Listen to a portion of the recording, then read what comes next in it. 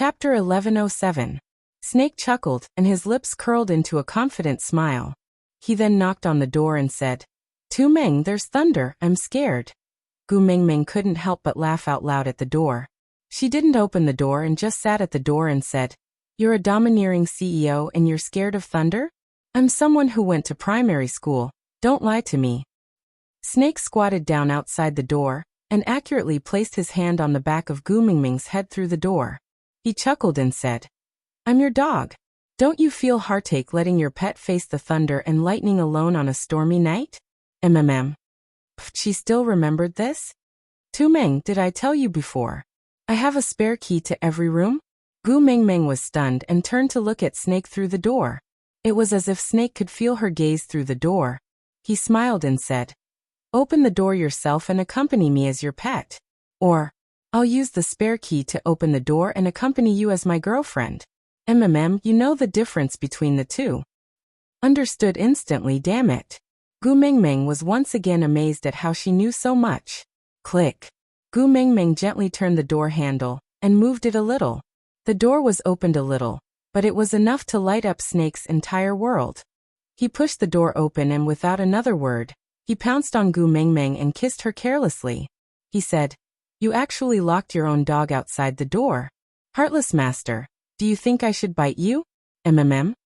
Don't. Our Snake is the most obedient. Don't bite me." Gu Mingming admitted defeat. She could never get tired of hearing the term "our Snake."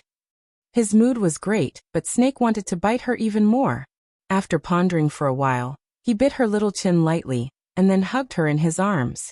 He said, "I'll let you off this time. Next time you lock me outside the door, I'll let you know how powerful your dog's teeth are." Not locking him outside the door. Did that mean he could come in and stay as he pleased? Gu Mingming shook her head and said, "That I can't." Snake pinched her little face and said, "I especially don't like the way you shake your head at me. But I just want to hug, nothing else." Snake said, "But if you reject me again, I might not be able to control myself and have you first. Then tomorrow, I will tie you up and bring you to Europe to get your marriage certificate. Well, you don't have to wait until you're 20 to get a license in Europe. You promise?" Gu Mingming knew Snake's capabilities well. He would definitely do what he said. Snake nodded and said cautiously, "Yes, I promise." Gu Mingming knew that there was no use in resisting. It would only make the outcome worse for her. Moreover, Snake had already promised and she believed that Snake would not go back on his words. So he nodded and said, "Then get up first, I'm going to wash up." Together. Snake flipped over and stood up before pulling Gu Mingming into his arms.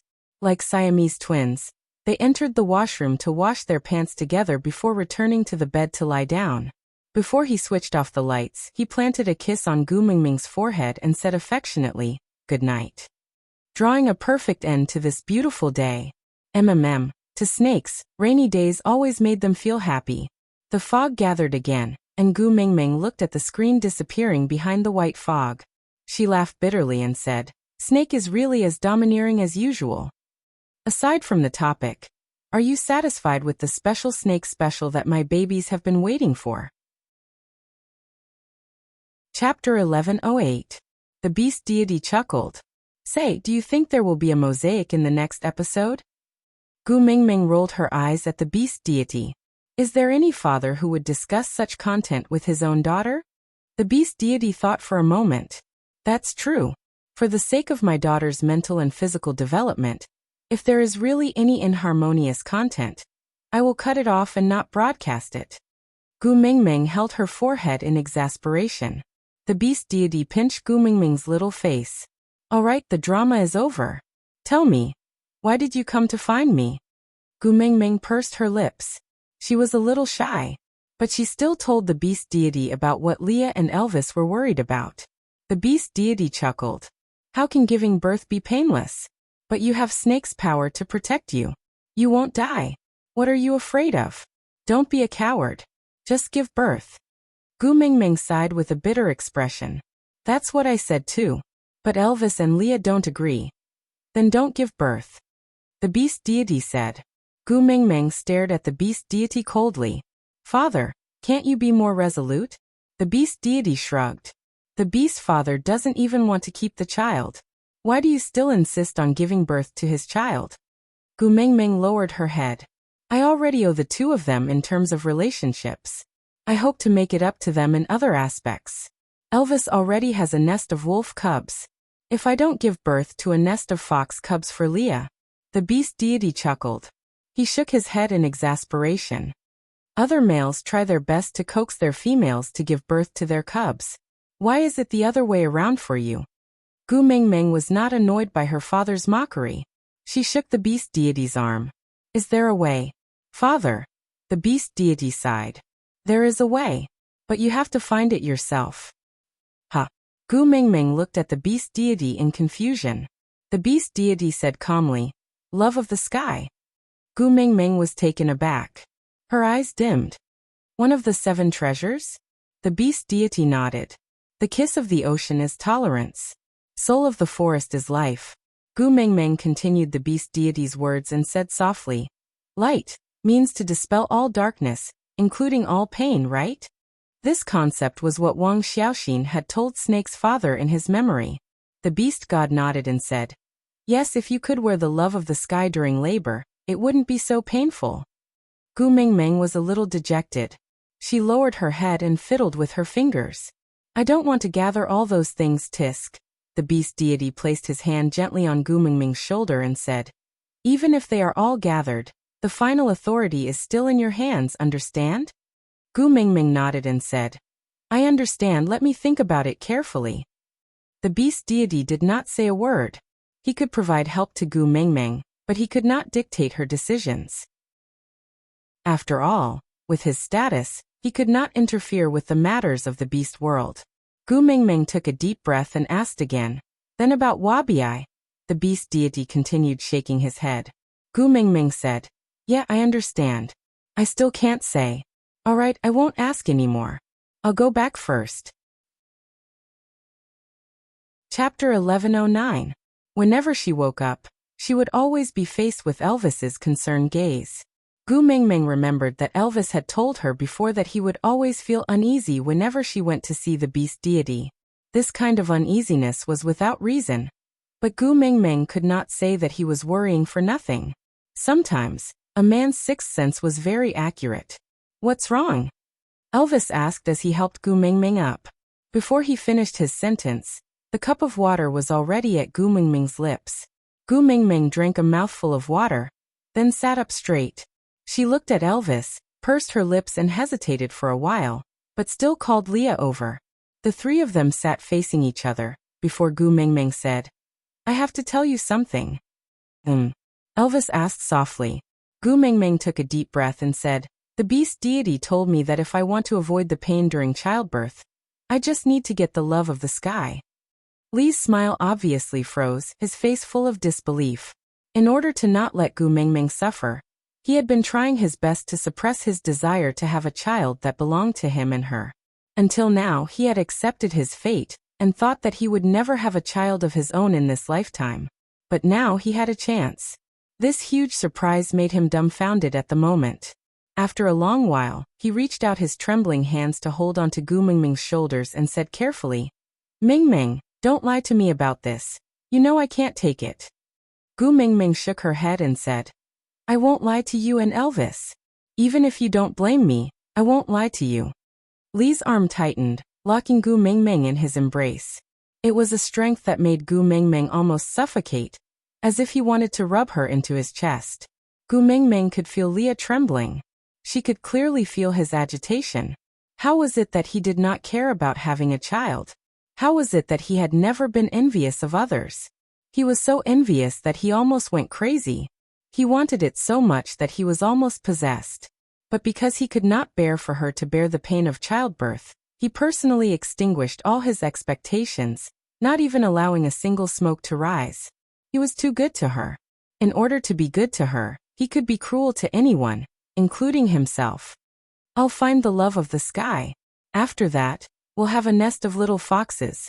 You like the little foxes so much, I'll give you as many as you want. I won't disobey you anymore. Finally, I can give you everything you want. Mingming, I've made you suffer these days because my attitude made you sad, right? Leah cupped Gu Mingming's little face and kissed it again and again, his heart aching for her. During this period of time, Gu Mingming had tried all sorts of ways to please him, coaxing and pestering him to give birth to a nest of little foxes. His heart ached when he saw her compromising look, but he could not bear to let her feel that pain once, so he kept rejecting her, avoiding her and even berating her. Every time he pushed her away, it was as painful as peeling off a layer of his own skin. But how could this kind of pain compare to the moment she frowned, which made him feel like a fishbone was stuck in his throat? Now, as long as he found the love of the sky, he would be able to love her as much as he wanted, and would never have to push her away again. Mingming, why are you unhappy? Li's gaze landed on Gu Mingming's little face, which looked like she wanted to say something but stopped herself. She was clearly looking forward to having a nest of little foxes. Now that he had finally agreed, why did she look unhappy? Chapter 11:10. What's the matter? Leah held onto Gu Mingming's shoulders and asked. Gu Mingming took a deep breath and said, the tear of the beast deity, kiss of the ocean, love of the sky, soul of the forest, heart of the desert, spirit of the rocky cliffs and key of the beast king are the 7 treasures of the beast world. These 7 treasures are the divine items of the beast world. With any one of them, you can activate the bloodline of the Beast King and dominate the beast world. If you gather all 7, you can open the doors of time and space. Elvis and Leah froze. The moment the words doors of time and space came out, it was as if everything in this world had frozen. Elvis and Leah even forgot to breathe, and just stared at Gu Mingming blankly. In the next moment, the blood in their bodies boiled like white smoke rolling in ice. It looked surging, but there was no warmth at all. It was bone-chilling. Elvis scooped Gu Mingming into his arms and hugged her tightly. He clenched his teeth and could not say a word. His blood-red eyes widened, and in that instant, his eyeballs were filled with red veins. It was frighteningly hideous. Li's throat let out a low trembling cry. It was not anger or sadness, but the echo of an uncontrollable trembling under extreme fear. For words, Gu Mingming only used 4 words to scare the black and white duo that every tribe in the beast world feared so much that they felt chills all over their bodies and their souls left their bodies. No more, we won't give birth. Li's voice was full of determination and trembling. There was no hesitation at all. Nothing in this world could be compared to Gu Mingming. They did not even have the right to be compared. If he had to risk losing Gu Mingming to obtain something, he would rather destroy the world. He did not want anything but Gu Mingming. Gu Mingming sighed. She did not dare to say it all along because she was afraid that things would turn out like this. She thought that Elvis and Leah dared to let her enter the lake meant that they were not that afraid that she would leave. So, that person was already forcing himself to believe her. The words doors of time and space were still too serious for them. Hugging Elvis back gently, Gu Mingming said softly, don't panic, let me finish. His ears were ringing and his mind was filled with Gu Mingming's words, you can open the doors of time and space. The way she cried and said she wanted to leave. The way she smiled and thanked him before lying in the middle of the lake. The way she curled up in a corner and said she did not belong here. All he could think of was the way she wanted to abandon him. Fear, every inch of Elvis's nerves was telling him that he was extremely afraid. Even though he was holding her like this, he still couldn't shake off the fear of losing her in the next second. Gu Mingming knew that their emotions were fluctuating too much. She had tried to communicate with them several times, but to no avail. They were so shocked by this news that they could not listen to anything else she said. Elvis hugged her tightly, while Li's eyes were fixed on her. He felt as if the knife would disappear if he blinked. Gu Mingming sighed and patted Elvis's back lightly, calling him over and over again, hubby hubby. Hugging Gu Mingming until her entire body was numb, Elvis finally heard her calling and squeezed out a dry sound from his throat. Chapter 11:11. I know. It was just 3 simple words, but it was as if Elvis's entire chest had been torn apart. He knew, all his rationality told him that Gu Mingming would not leave him. They also had such blissful days. Huda and his brothers whom she cared about, Leah whom she liked, Sandy whom she cared about. But even though he knew, he still felt uneasy. Even though he was hugging her like this, he still felt that she could slip away from his fingers in the next second, just like a gust of wind, just like a handful of sand, just like the sunlight that could not be held back, just like the ocean waves that could not be held back. But I can't control myself, I'm still afraid. Gu Mengmeng held Elvis's face with both hands and kissed him deeply on the lips. Elvis was stunned at first, then he kissed her back crazily. If she wanted a kiss, he would give her the hottest kiss. He could satisfy all her needs really. As long as she didn't leave, as long as she stayed, as long as she didn't abandon him. He could do anything, really. Really. Elvis's kiss was lingering, passionate and urgent. His uneasiness and desire were clearly conveyed to Gu Mengmeng through this kiss. Gu Mengmeng allowed him to entangle her tongue, and only responded gently. She calmed his emotions slowly, softly and gently. The kiss lasted for a long time until Elvis finally calmed down. This kiss was only left with deep love. Gu Mengmeng then slowly let go of Elvis. Panting heavily like a fish on shore, her face flushed from lack of oxygen was filled with tenderness. She chuckled. Are you still afraid now? Elvis hesitated for a moment, but still nodded. I'm afraid. Gu Mengmeng had no choice but to reach out a hand to Leah. Without hesitation, Leah held her little hand tightly in his palm. Gu Mengmeng's other hand was holding Elvis's. Both of them protected her in their palms, feeling that soft touch. They didn't dare to use too much force, afraid of hurting her, but they also didn't dare to let go, afraid that she would disappear. Gu Mengmeng took the initiative to hold their hands. Not only can you not leave me, I can't leave you too. I won't leave, I won't. Elvis and Leah nodded with much difficulty. Leah said, I always believe Mengmeng's words. No matter how uneasy he was, no matter how scared he was, as long as she said it, he would believe her. Elvis nodded and replied, Xiaomeng, you can lie to me about anything but this. You must never go back on your word, understand? Gu Mengmeng nodded. Why don't I make an oath to the beast deity? No. Elvis and Leah replied in unison. You are not allowed to swear recklessly. Gu Mengmeng chuckled. All right, I won't swear. But you have to believe me before I can continue. Elvis hesitated for a moment, then looked up at Gu Mengmeng and said firmly, Xiaomeng, I want you to promise me. If one day you decide to leave, take me with you, or kill me. And me, Leah said softly. Gu Mengmeng nodded helplessly. All right, if I want to leave, I will definitely bring the two of you along. They were never afraid of death, but losing her. With this promise, the two of them gradually calmed down. The worst outcome would be death, but before that, they would not lose her. Chapter 11-12. This could also be considered as good news. At least it eliminated the possibility of someone plotting against Gu Mengmeng to force her into that door. Gu Mengmeng continued. Among the 7 treasures, I have the tear of the beast deity, Qi Xian has the soul of the forest and the kiss of the ocean. I don't know where the love of the sky, the heart of the desert and the spirit of the rocky cliffs are, but what I am really worried about is the key of the beast king. Leah frowned and said, You mean a child with the bloodline of the beast king? Gu Mengmeng nodded and said, Wang Xiaoxin wanted to use snake as the key of the beast king that year. So she found whales to mate with. Although the doors of time and space were not opened in the end, but Leah knew that there were some things that Gu Mengmeng could not say out loud, so he helped her to say, but the usage and activation methods of these 7 treasures have been passed down to the messenger's tribe Sauter. The best proof is that Cole knew how to use the kiss of the ocean and the soul of the forest to save Qi Xian.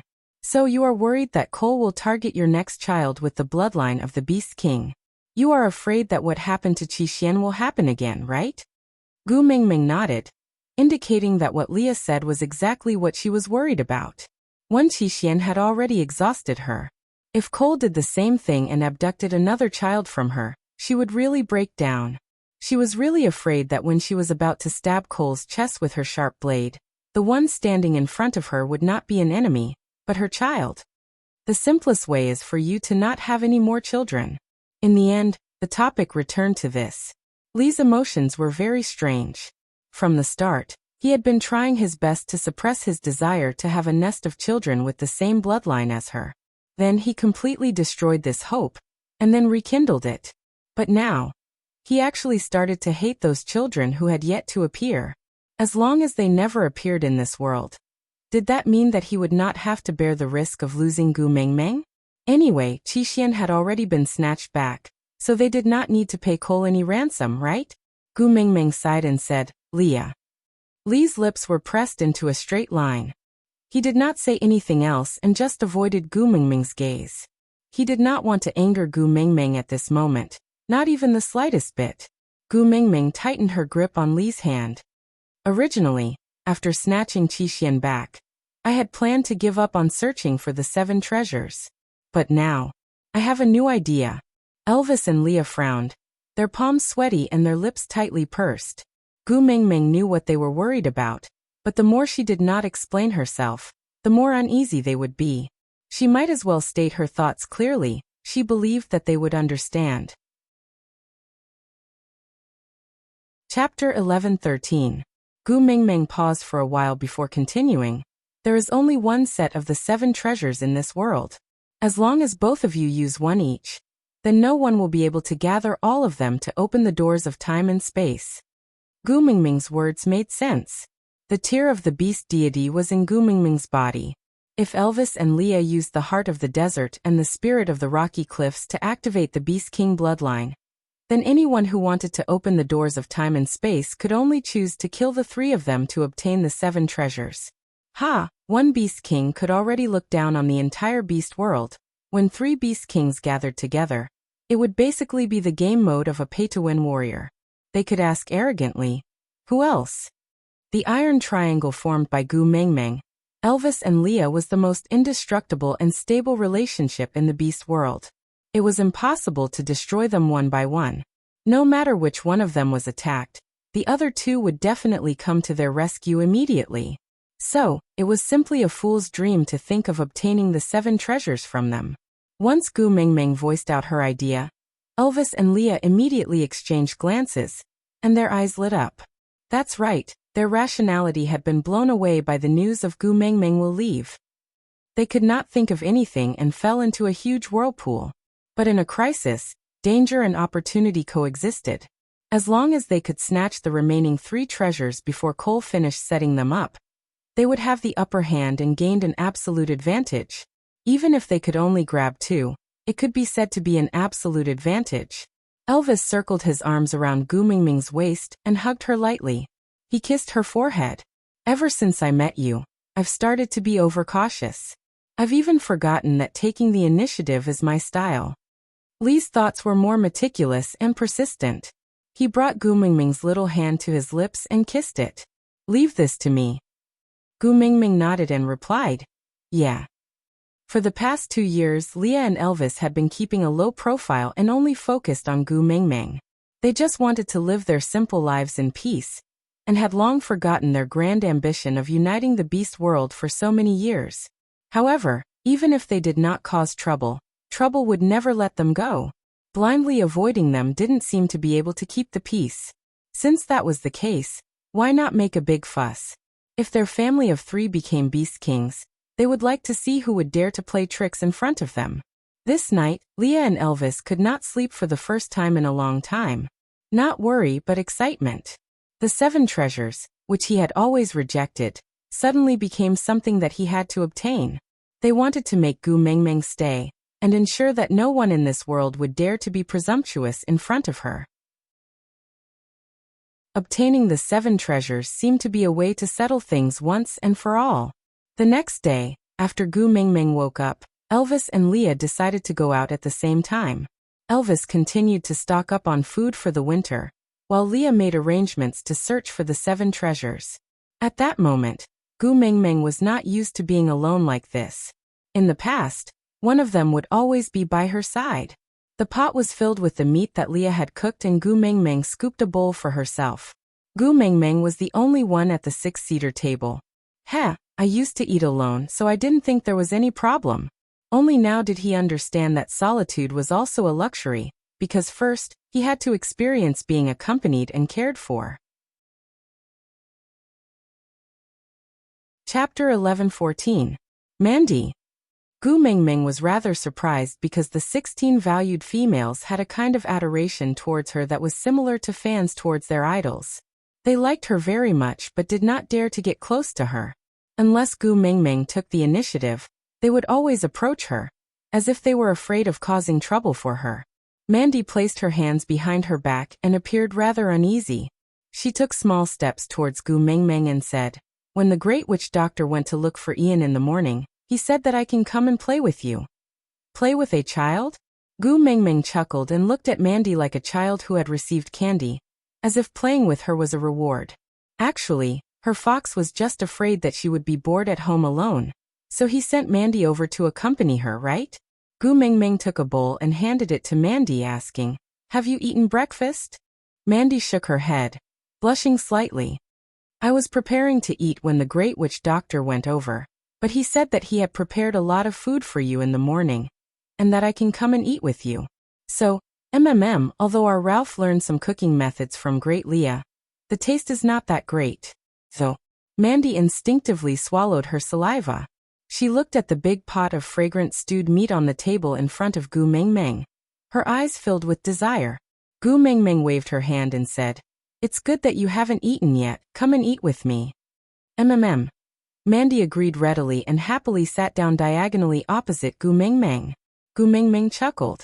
The smell left behind by Elvis and Leah on the stone bench was a declaration that this was the master's seat, and she could not sit there. And the seat diagonally opposite Gu Mingming was the one that Wabi had sat on before. The smell was also very domineering, and Gu Mingming was probably the only one in the beast world who had the guts to sit there. And the seat diagonally opposite was more fluid. Oratin, Barit, Ian, Fei Rue and the other guests had all sat there before, so Mandy automatically sat there. Gu Mingming did not say anything and just scooped a big ladle of meat into Mandy's bowl. "Lee's cooking is especially good. Eat more." Mandy smiled sweetly. She took the bowl from Gu Mingming and took a bite, before letting out a satisfied sigh. Gu Mingming could clearly see the word happiness on her face. As Mandy ate, she said to Gu Mingming, "Great messenger, I heard the witch doctor ask Ian something about the love of the sky when I left. Ian didn't seem to want to talk about it." Gu Mingming paused and looked up at Mandy. "You have already mated with Ian?" Mandy smiled shyly and nodded. "Yes, we did it the day before yesterday." As she spoke, Mandy turned around. Between her two shoulder blades was a soaring eagle owl. It looked as if it was passing through a mountain stream, its gaze sharp and unstoppable. This was probably his most confident appearance. Gu Mingming chuckled. Congratulations." Mandy smiled sweetly and said, "I still have to thank the great messenger for this matter. If you hadn't agreed, Ian would definitely have rejected me. On the day of mating, Ian told me that he had actually liked me long ago. However, as the previous master of the Eagle Owl tribe, he had responsibilities and obligations that he could not shirk from. Hence, he could only suppress his feelings and said that he had wronged me. He even apologized to me." Chapter 11:15. Mandy immediately became nervous. She pursed her lips and asked timidly, "Great messenger, are you angry at him?" Gu Mingming smiled and shook her head. "I usually rebuke him on the spot. I won't settle scores with him later." Mandy heaved a sigh of relief. That's good. I was still worried. Ian was different from the other males in the beast world. He was probably the only one who would rebuke Gu Mingming other than Wabi. He was not afraid of her strength and identity like most males, nor was he blindly subservient like those males who had special thoughts about her. His loyalty could be compared to Barit's, but he would not treat her in a state of absolute obedience, like Barit. Ian was the type who would help you even if he rebuked you. He was the type who would do anything for you while scolding you. Gu Mingming had thought that Ian would not say any sweet nothings with his sarcastic mouth. She did not expect him to apologize. Looking at Mandy's bashful expression, she must have been flirted with quite a bit. "Tsku bird. You still have two faces." However, Gu Mingming did not expose Ian. After all, Mandy's family was different from hers and Sandy's. Mandy's family already had 27 partners. Under such intense competition, as a bad friend, good friend, Gu Mingming naturally could not be a burden to Ian. Did you just say that Leah went to find Ian to ask about the love of the sky? Gu Mingming changed the topic. Mandy nodded. Yes, but Ian seemed to be avoiding it and did not want to talk about it. Yeah, it was naturally the right thing to ask someone who could fly about the sky. Ian's attitude was that he did not want to talk about it, not that he did not know. That meant that Leah did not find the wrong person. With Ian's brain, how long could he last under Lee's hands? Yeah, it had been a long time since she saw the black-bellied Leah online. Gu Mingming suddenly pitied Ian. Is the love of the sky what the great messenger is looking for? Mandy tilted her head and asked. Gu Mingming nodded as an answer. Mandy smiled and said, then I'll go back and help the Lord Messenger persuade Ian to tell the witch doctor everything he knows. Gu Mingming put down her chopsticks and looked at Mandy. Mandy, why don't you just call me by my name like Sandy? Great messenger, great messenger. Sounds so awkward. Can I? Mandy's eyes lit up. She felt like a little fan who had suddenly gotten her idol's private WeChat ID. Gu Mingming nodded. Yeah, of course. Mingming? Mandy's eyes sparkled as her lips curled up uncontrollably. She called out Gu Mingming's name softly. Yeah. Gu Mingming responded, nodding and smiling. Mandy held her face in her hands and screamed. Just like a fan. Gu Mingming was actually quite surprised. After all, Mandy had joined Saint Nazaire for more than a year. Although she rarely stayed in Saint Nazaire, it was not to the extent that she would be so excited just by calling her name. After Mandy calmed herself down, she also felt that she had been very rude. She put down her bowl with a red face and said, Messenger. Gu Mingming, I'll go back first. You're not eating? Gu Mingming looked at the remaining half bowl of meat in Mandy's bowl and asked in confusion. Chapter 11:16. Mandy ran off in a flash and Gu Mingming could not stop her in time. Shaking her head in exasperation, Gu Mingming let her be. After Mandy's antics, Gu Mingming's unfamiliarity with being alone faded away. After clearing the bowls and chopsticks, Gu Mingming returned to the cave to retrieve 2 pieces of snake skin. Wabi had brought them for her so that she could change into 2 sets of clothes. But the snake skin on her body belonged to Snake, and she did not want to take it off, so these 2 pieces of snake skin had been left unused. Now they could be put to use. The wooden pail that Fei Rui had helped Gu Mingming wash was already completely dry. Gu Mingming tied the snake skin loosely to the wooden pail to act as a strainer, then opened the seal of the stone basin. She used a large stone bowl to pour the fermented grape juice onto the snake skin, filtering the juice before placing the pulp at one side. Gu Mingming slowly poured the juice into the 9 large basins. By the time she poured the 3rd basin, Elvis and Leah had already returned. The moment they entered the cave, the 2 of them were taken aback. Elvis went forward to carry Gu Mingming, while Leah took the large stone bowl from her. Why didn't you wait for us to come back and let us do it? Leah asked as he copied Gu Mingming's actions of pouring the grape juice onto the snake skin and filtering it into the wooden pail. Elvis grabbed Gu Mingming's little hand and placed it into his mouth, licking the sticky juice off her fingers. Gu Mingming giggled from the itch. Anyway, it's boring to stay home alone, so I did something to pass the time. So, I will go wash my hands. But Elvis did not let go. He tightened his grip on Gu Mingming's waist. I can lick it cleaner than you can wash it. Gu Mingming looked at Elvis speechlessly. Stop fooling around. Elvis gently bit Gu Mingming's fingertip. I haven't seen you for an entire morning. Be good and let me get closer to you. Dirty. Gu Mingming blushed. But Elvis laughed. He kissed Gu Mingming's little face. My xiaomeng is so delicious, how can it be dirty? With that, he sent Gu Mingming's little hand, which was stained with grape juice, into his mouth. He sucked and sucked, his deep gaze fixated on Gu Mingming's face, making her blush. However, Elvis seemed to be infatuated with the feeling of teasing her so much that she felt shy and at a loss for what to do. The more he sucked, the more exaggerated it became. In the end, it felt like an action movie. Gu Mingming quickly retracted her hand, her face so red that it looked like blood was about to drip out. Not daring to look at Elvis again, she could only change the topic to Leah. Mandy came to have breakfast with me this morning. And said that you went to look for Ian to ask about the love of the sky? Leah nodded. Yeah, I just wanted to give it a try. My luck is not bad, he must know. But he doesn't want to say. Leah nodded and replied, "Mm." Then, seeing that the wooden barrel was already filled to the brim, he removed the snake's slough and used the sealed lid that Gu Mingming had prepared beforehand to cover the wooden barrel. He moved it to the other 2 wooden barrels that were already filled and said, "Have lunch first, I will do the rest after I finish cooking." Actually, I can do it. Leah pressed Gu Mingming's hand to his lips and kissed it. Your males are still alive. How can I bear to let you use this pair of beautiful hands to work?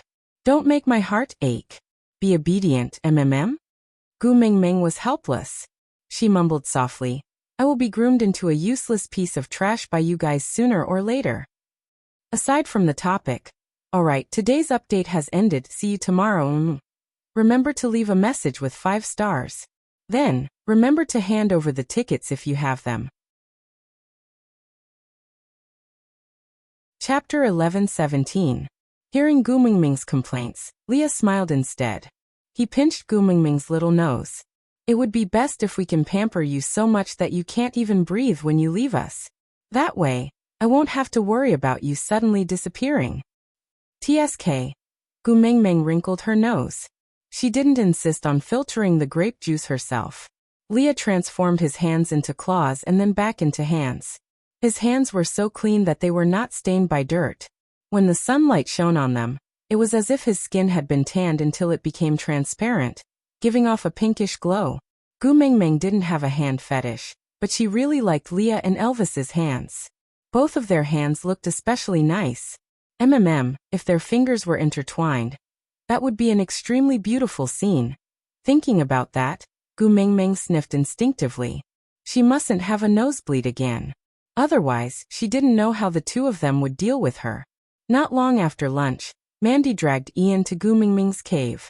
Gu Mingming looked at the solemn Ian and Mandy, who kept urging them, and roughly understood what was going on. Ian looked at Gu Mingming for a long time. Must you find the love of the sky? Gu Mingming thought for a moment before nodding. Ian looked at Mandy again. In the end, he couldn't resist her nagging. Then find a male from the bird tribe to be your partner. Ah, Gu Mingming was shocked. Luckily, Ian had already mated with Mandy. Otherwise, Leah and Elvis would probably be strangling him by now. Ian pulled Mandy to sit at the long table at the entrance of Gu Mingming's cave. He stood behind her and placed his hands on her shoulders. His face was filled with helplessness. I heard that the love of the sky is on the highest peak of the Mota Mountains. That place is so tall that it pierces the clouds and is abnormally steep. Ordinary orcs can't even reach that height. Even birds may not be able to fly up to that height. The Eagle Owl tribe used to be one of the birds guarding the mountain.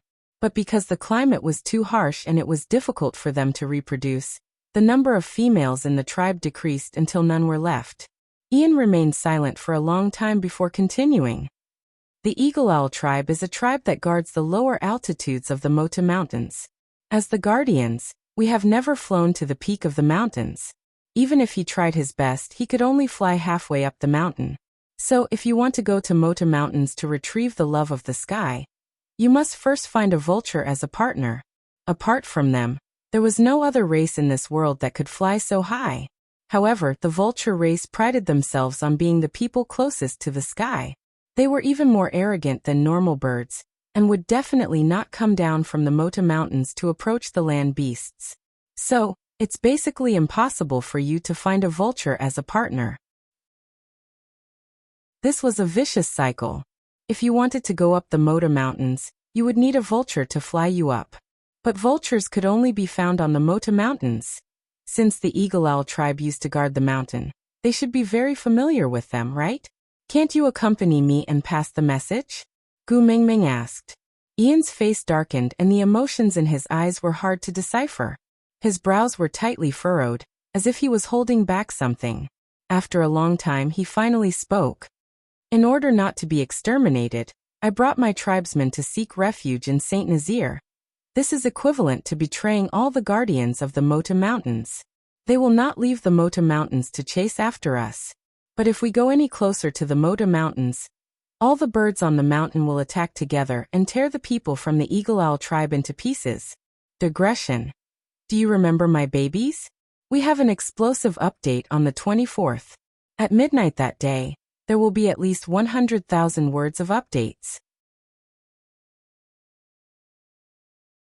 Chapter 11:18. That's why you are not willing to tell Leah about this. Are you afraid that I will force you to go with me? Gu Mingming asked. Ian shook his head and said, When I sought refuge in St. Nazaire, I said that as long as you take in my tribesmen and help us survive that winter, my life will be yours to command. If you must go find the love of the sky, I will bring you there even if I will be torn to shreds. But Ian tried his best to curl the corners of his lips into a bitter smile and said, Because of my decision, the Eagle Owl tribe has become the shame of the Mota Mountains. I don't have the face to go back and face my former friends. I clearly remember that you came to seek refuge in St. Nazaire when you were at your wits' end. You just wanted your tribesmen to live on, and did not do anything heartless. Why are you so ashamed to face others? Gu Mingming was indignant. She could insult her friends however she wanted, but why should others despise her? Ian lowered his head and said, The Eagle Owl tribe is not the first and will not be the last. But only the Eagle Owl tribe left the Mota Mountains and gave up their duty to protect it. To the Mota Mountains, the Eagle Owl tribe is a traitor, a deserter and a betrayer. Gu Mingming tilted her head and said, Do you know me? Ian looked up and looked at Gu Mingming as if she was an idiot. It was rare that Gu Mingming did not rebuke him. She pointed at her own nose and said, Doesn't the bird tribe view serving the beast deity as the highest honor? Since that's the case, isn't serving me, the messenger of the beast deity, closer to the beast deity and more loyal to him than flying foolishly in the sky? Ian looked at Gu Mingming, and suddenly had a feeling of speechlessness. All roads lead to Rome. Being loyal to the beast deity is not the only way to defend a mountain range. Gu Mingming patted Ian's shoulder and said, To let the beast deity see your loyalty, the first requirement is for you to stay alive. If you die in the Mota Mountains, the beast deity will not be able to see it no matter how horrible your death is. He will be very busy. Unknowingly, Gu Mingming's words were like a seed that sprouted in Ian's heart. Then, it gradually grew into a towering tree, absorbing all the haze that had been weighing on his heart for over a year. He had sought refuge in the St. Nazaire tribe where the messenger of the beast deity was. He was merely using a more direct method to continue offering his loyalty to the beast deity. Perhaps he hadn't pushed the Eagle Owl tribe to the point of no return, right? Ian curled his lips and looked up at Gu Mingming again. He felt that she was exceptionally pleasing to the eye today, but he could not help but praise her. I didn't expect to hear something human from you one day. TSK heartless. Gu Mingming rolled her eyes at Ian, but she was not really angry. She just held her chin and looked at Ian asking, Is Mota Mountains far?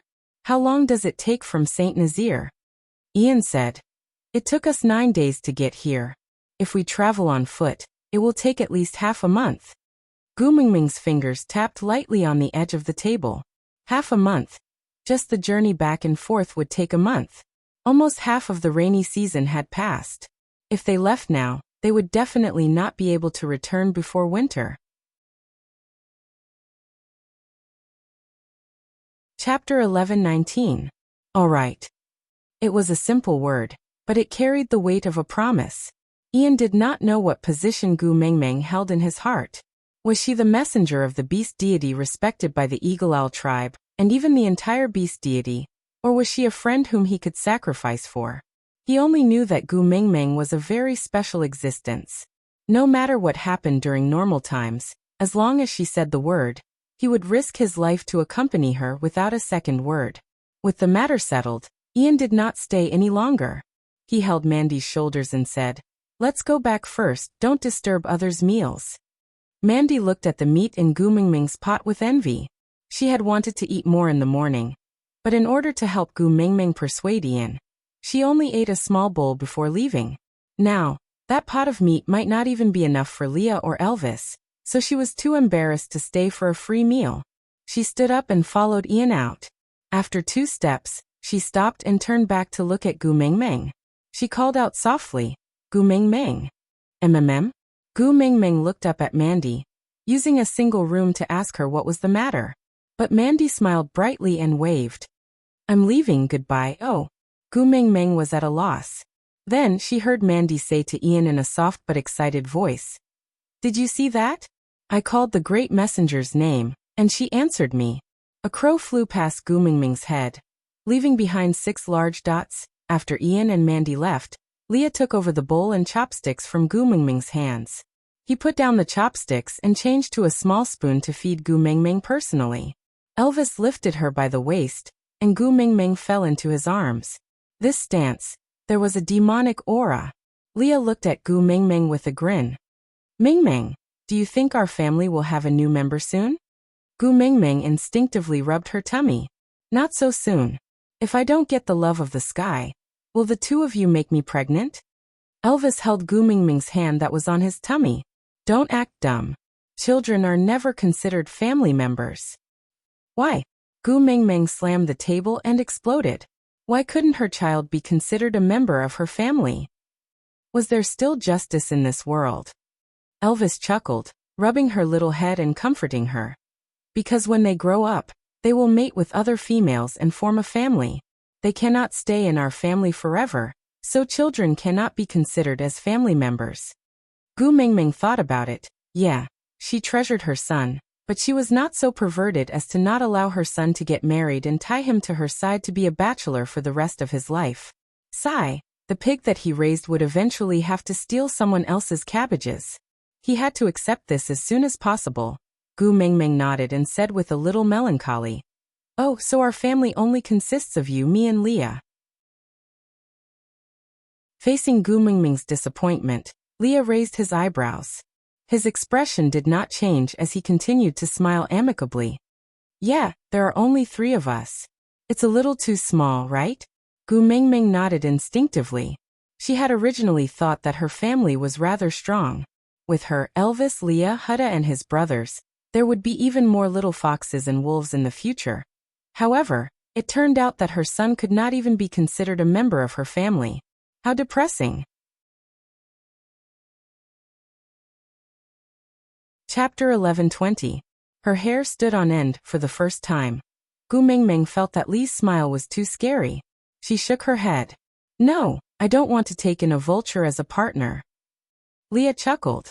That's right. The vultures live in the harsh Mota Mountains all year round. Their bodies are naturally stronger than ours. Moreover, they can fly. Apart from your beast pressure, no one can push them down from the sky at that height. So even if we challenge them to become partners, Elvis and I may not be their match. Moreover, if you fancy one, Elvis and I can become partners without the challenge. Gu Mingming cupped Li's face and stopped him from speaking more and more exaggeratedly. I don't want to become partners with a vulture. You are thinking too much. Li's mouth was pinched into a fish's mouth by Gu Mingming. His bewitching eyes matched with his adorable lips gave off a conflicting sense of cuteness. Gu Mingming smacked her lips and kissed him. Don't think too much. You and Elvis are enough for me. Our family doesn't need other males. Li's temper melted from the kiss. His tone unknowingly softened. The vultures rarely go down the mountains, but that doesn't mean they have never gone down before. In the past 1,000 years, they once went down to Sauter to meet the leader at that time. No one knows what they talked about then. But the vulture's looks were described vividly. Leah gently pressed down Gu Mingming's little hand that was pinching his face and said, His long brown hair is like the flowing water of an ancient lake. His slender and muscular physique is a perfect work of art forged by the harsh climate of the Mota Mountains. It is forged by the cold winds above the clouds and has its own lofty and unyielding character. They walk calmly in the Sauter tribe. That is because they have no fear because of their power. Just a glance from their sharp eyes would make others shudder in fear. They would automatically retreat and try to find a place to hide themselves. With that, Leah sighed. The Snow Fox tribe is such a proud tribe. How good-looking must they be to be able to pass down such a legend for hundreds of years? Mingming, I suddenly have no confidence in my own appearance. What if you really fancy a male vulture? Gu Mingming shook her head and sighed. Didn't you confidently tell me that there is no one better looking than you in this world, and that I should just look at you? Why are you saying this now? Leah glanced sideways and said worriedly, back then, I felt that the vultures never set foot on land and you would never see them, so I was naturally the best looking. Unusai. Gu Mingming leaned forward and kissed Lee's face, saying, no matter how they look like, in my heart, you and Elvis are nothing. You said it yourself. Leah peeked at Gu Mingming from the corner of his eye and said proudly, yes, yes, yes, I will. Gu Mingming smiled helplessly, before snuggling back into Elvis's arms. Hubby say, since the vultures are so powerful, why don't we bring them all back to Saint Nazir after we get the kiss of the sky? Just like the Eagle Owl tribe, they can be incorporated into our air force. No. Elvis's rejection was resolute, without a trace of hesitation.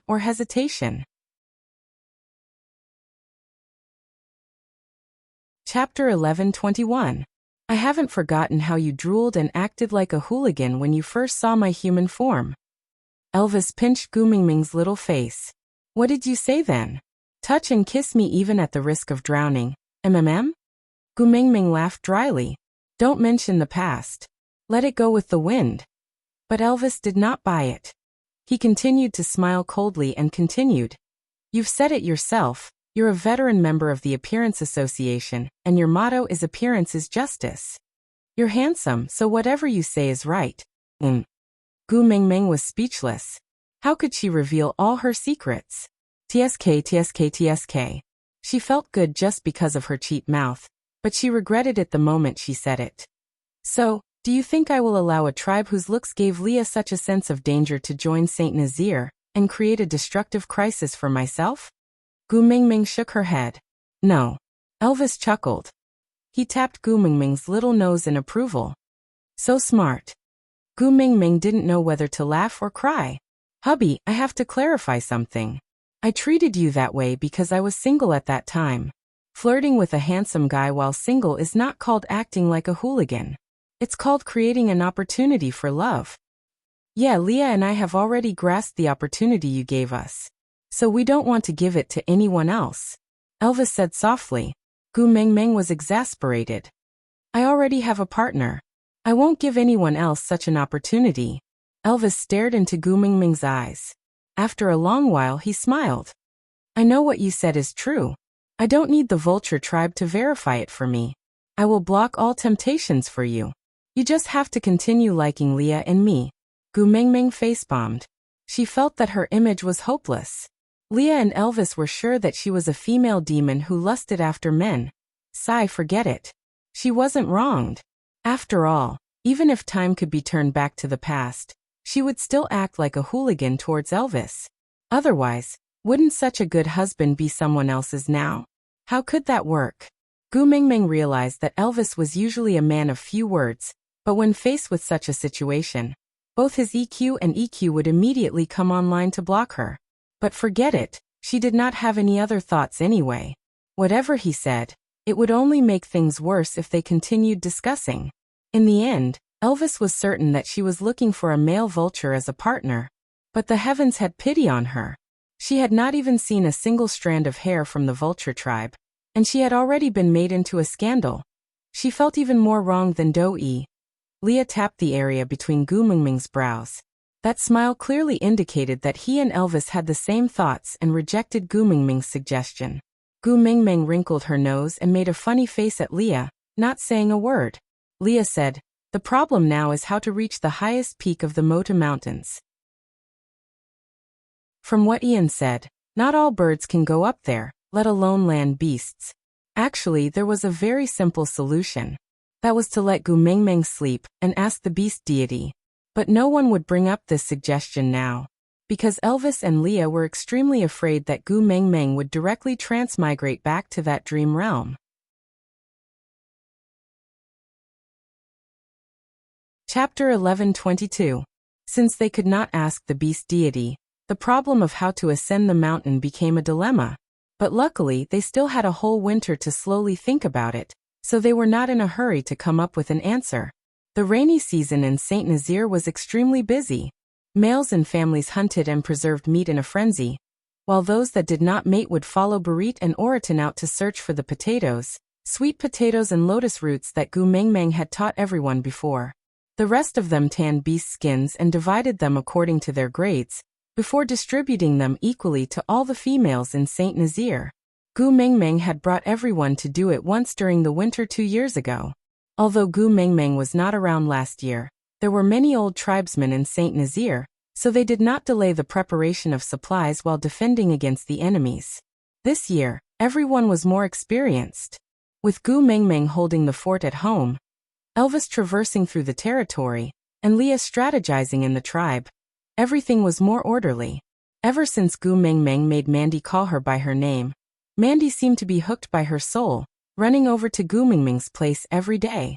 There was nothing special, just following behind Gu Mengmeng to watch others preserve meat or give pointers on how to prepare and store vegetables. Counting the days, first snow should be here soon.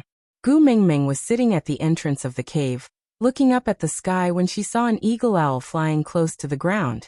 When it reached Gu Mengmeng, it transformed into a human and said, "Great messenger, Frankston's witch Dr. Joshua wishes to see you." Joshua? Gu Mengmeng thought for a while and asked, "What is he here for?" The eagle owl shook its head and said, "I don't know, he won't tell me even if I ask him. He only said that he wishes to see the great messenger, and won't leave until he sees you." Gu Mengmeng originally wanted to say that the witch doctor could look for him if he had something to do, but thinking about how Leah was already having a hard time arranging the distribution of resources for the winter, and also having to worry about obtaining the love of the sky from Mota Mountains, as well as being on guard against Cole's interference, even the smartest person would be exhausted. She sighed and said, "Ask him to come in." "Yes." The eagle owl bowed, then transformed into a beast and flew against the wind. Not long later, Joshua appeared in front of Gu Mengmeng. To be honest, Gu Mengmeng was stunned by this first-level ape. Not because he looked outstanding, but because he was wearing clothes. Yes, clothes. It was not the beast-skin skirt that Elvis and Leah usually wore, nor was it the strange clothes that Leah wore during the ritual. Instead, it was a simple long robe. Judging from the material, it was made of deerskin. Calling it a robe would be an exaggeration. It looked like 2 pieces of deerskin with the head, tail, and limbs removed and cut into a rectangle. One end was sewn with thread, leaving only a collar. After putting it on, a 4-finger-wide belt was made out of something that looked like tree bark.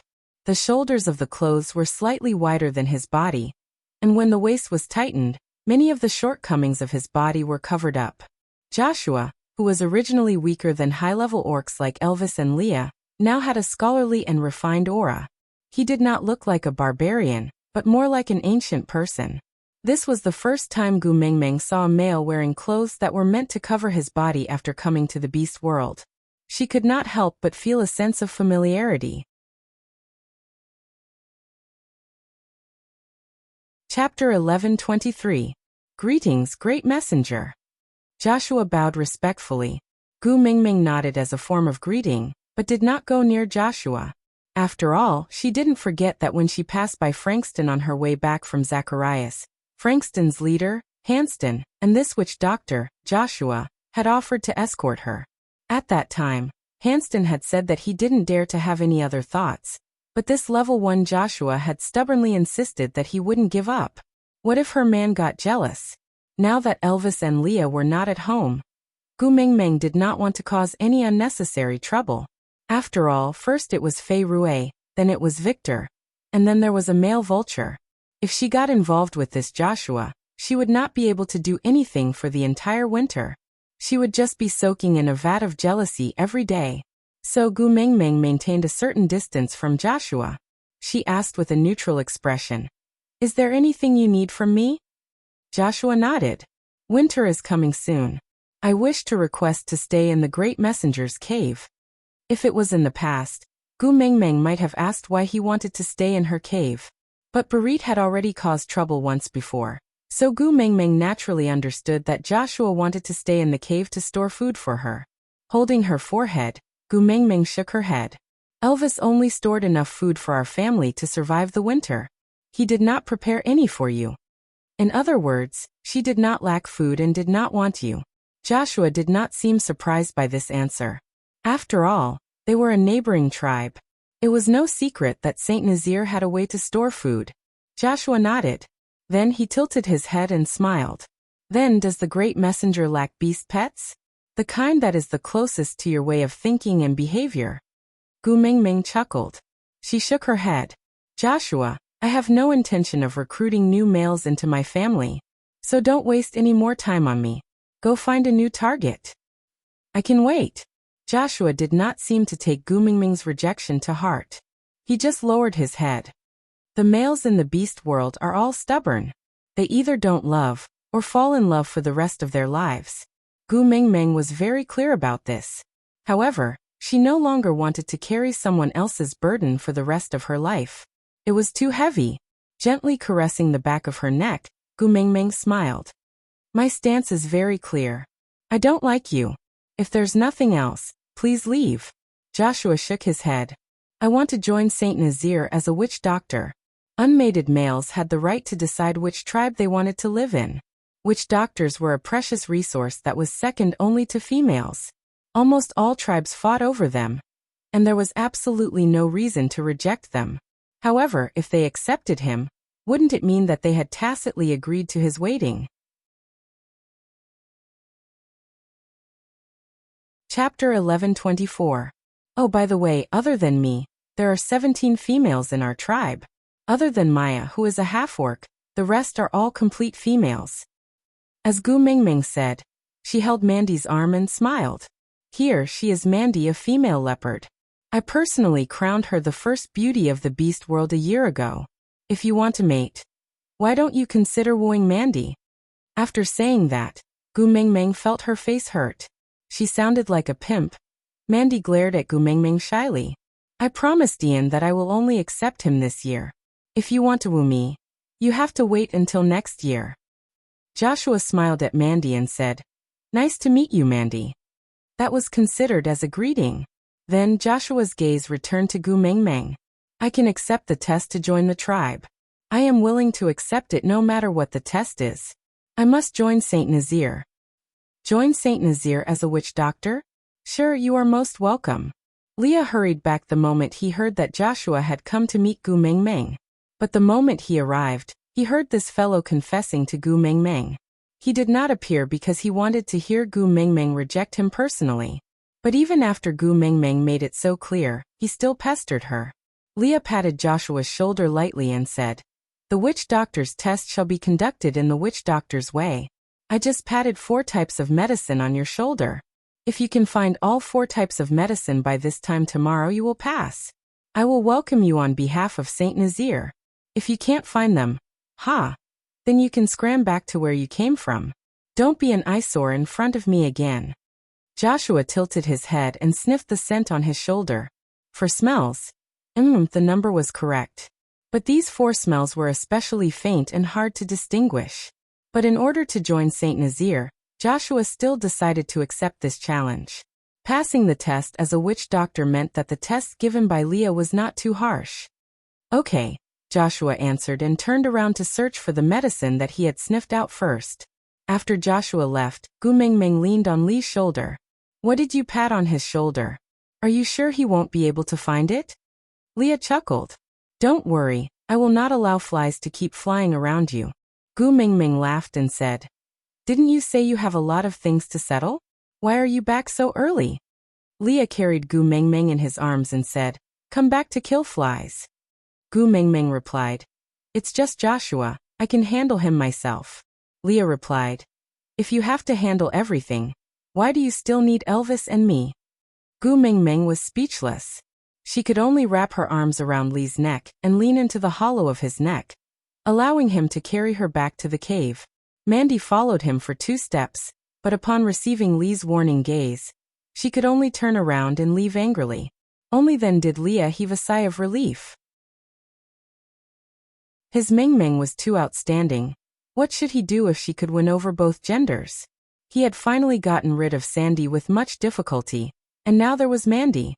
Could it be that those with Mandy in their names all had a special liking for his Mingming? TSK, as expected, she could not leave Gu Mingming's side with Elvis, or else it would be hard to guard against her.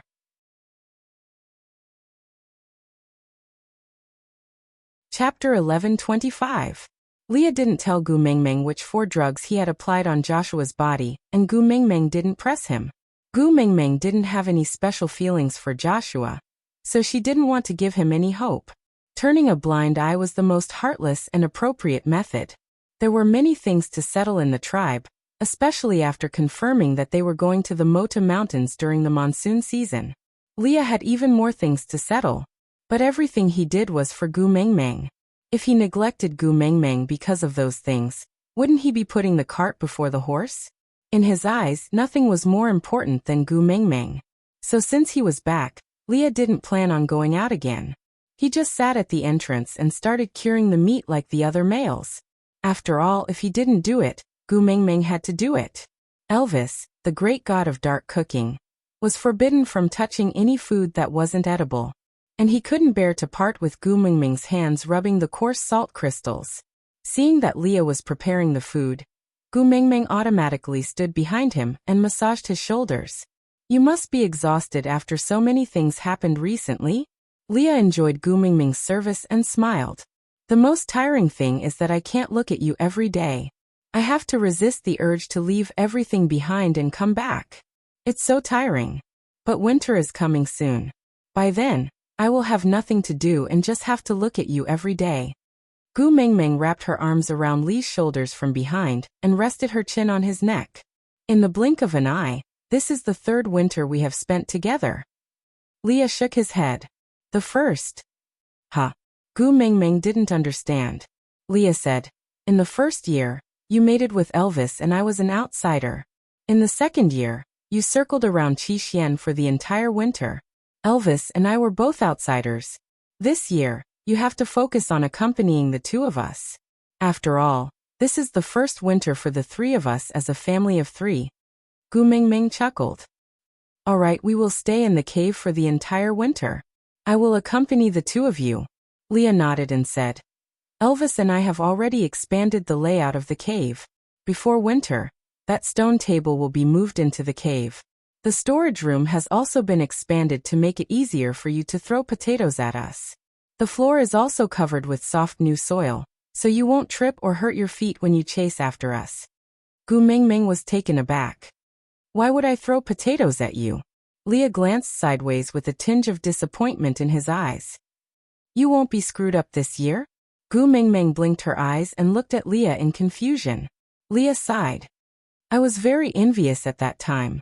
I thought I would finally have the chance to be smashed by you this year." That year. Gu Mingming thought for a long time before recalling that in the first year of mating with Elvis, Elvis had said that she had gained weight. She was so angry that she chased after Elvis and threw potatoes and sweet potatoes everywhere, causing him to dodge in all directions, but not a single thing fell to the ground, and he caught all the food she threw at him steadily. She hugged Leah and rubbed herself against him with all her might, smiling. "Are you an idiot? Why would you be envious of being beaten up?" Leah allowed Gu Mingming to mess around with him. He smiled indulgently. "I have masochistic tendencies. I only do this to you." Aside from the topic, today's update has ended. Babies, Susu is working very hard to save chapters. Really working very hard. So, are there any rewards? Something like a monthly ticket, or something like that. Act cute and roll on the ground for tickets. Chapter 1126. Yeah, Gu Mingming remembered this. Leah had always been envious of all the little things she did to Elvis before they became partners, like twisting his ears, smashing potatoes, until now. This fellow would still shake his furry beast ears from time to time, looking at her with an expectant gaze, asking if she wanted to twist his ears. That year of broken roots and broken threads must have really tortured Leah badly, right? She reached out her little hand and rubbed Lee's ears. Then she chuckled. Domestic violence is not acceptable. In the past, I smashed Elvis because I was a weakling. Even if I used all my strength to hit him, I could not hurt him much. But now it's different. If I make a mistake, you or Elvis will be hurt. I'm a strong Gu Mingming now. I can't hit anyone as I please. Leah pulled Gu Mingming's little hand that was rubbing his ears and kissed it.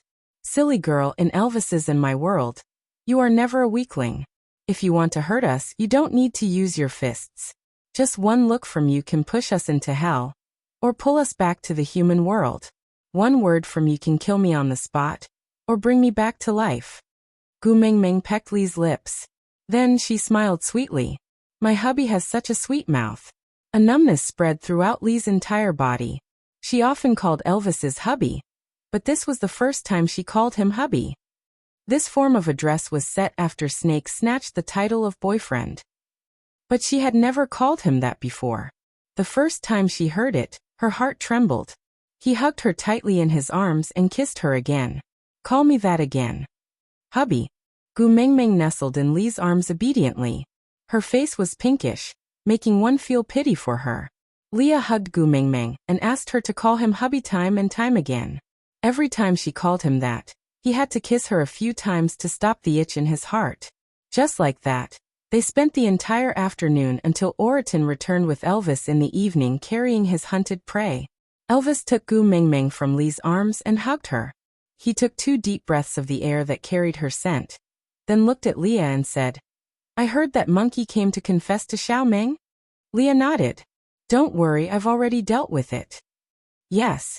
Elvis curled his lips in approval, before continuing. Including today's harvest, we should have more or less stocked up on our prey for winter. From tomorrow onwards, I'll stay at home to accompany Xiao Meng. You can go and do your work. Leah nodded and did not speak.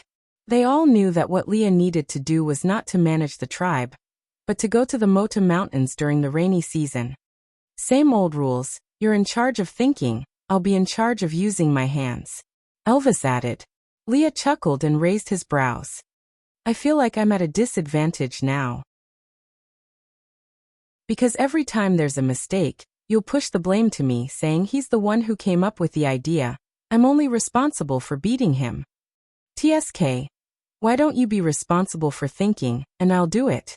Elvis smiled. I am the first partner. My arrangements are the rules. Leah shook his head helplessly and muttered, cunning.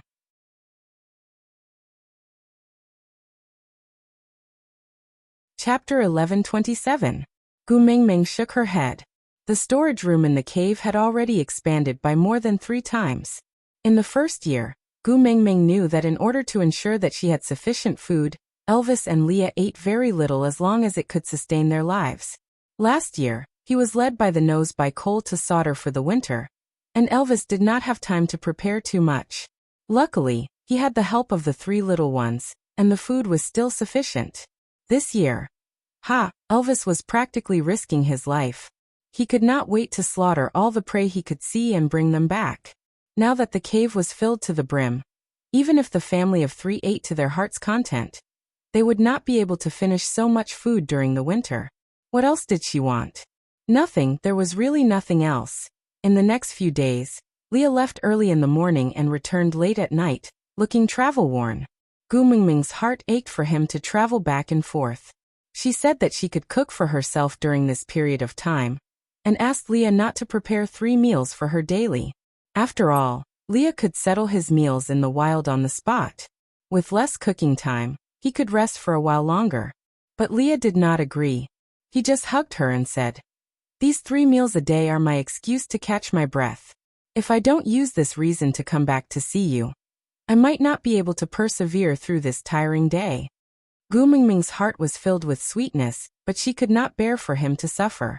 So she said that she would prepare the 3 meals in the future, and he could come back to eat with her. But Leah held onto her little hand and said, Silly girl, your male is still alive, why should he let you suffer? Her rebuttal was futile. Leah still came back on time to prepare 3 meals every day. After taking care of Gu Mingming's daily needs, he hurriedly went back to work. The weather was getting colder. Even without a calendar, one could feel that winter was about to arrive. Ming. Leah took out a piece of beast skin and draped it over Gu Mingming's shoulders. Then he hugged her shoulders and kissed her forehead, saying, It's going to be winter soon. Should we hold a bonfire party to liven things up? Gu Mingming did not understand. Everyone was busy preparing food. Who would have the time to hold a bonfire party? Leah said. Saint Nazir was not peaceful at this time last year. This year, with you back at the helm, No one would dare to cause trouble. However, the clansmen are more or less traumatized. When I saw Maya yesterday, she was still saying that she had a feeling that in the next second, an enemy would suddenly rush in to steal their food and kill their males. Maya. Gu Mingming thought for a while. She had almost forgotten about this female. Maya had always been on good terms with Nina. She had watched coldly as Nina bullied Sandy for many years. Later, when he came and Nina lost her power, Maya had distanced herself from Nina and started hanging out with them. He had originally thought that females were precious and did not want Saint Nazir to be in a state of chaos, so naturally, he did not have any feelings for her. They lived in the same tribe, but they were not close. Mingming. Leah hooked Gu Mingming's chin, his long and narrow eyes meeting Gu Mingming's. A hint of a sly smile entered her eyes.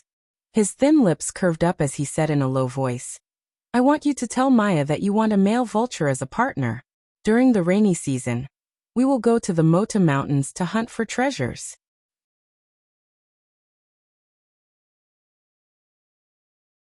Chapter 1128. Leah looked at Gu Mingming and inched his face closer, saying, Kiss me and I will tell you.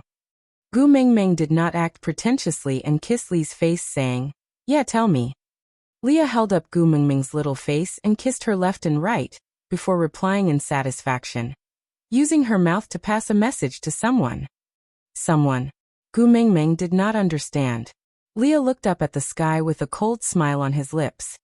He caressed Gu Mingming's palm with his fingers and said in a seemingly nonchalant manner, To see someone in pain, the easiest way is to give him hope and then ruthlessly extinguish it. In the past few years, he never got tired of giving me a support when I was in the mud, then taking it away the moment I stood up, watching me fall back into the mud.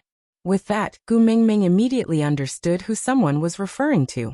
Frowning, Gu Mingming asked softly, You mean Maya is Cole's woman? Leah glanced sideways and chuckled at Gu Mingming's big clear eyes, saying, I really love your ignorant look.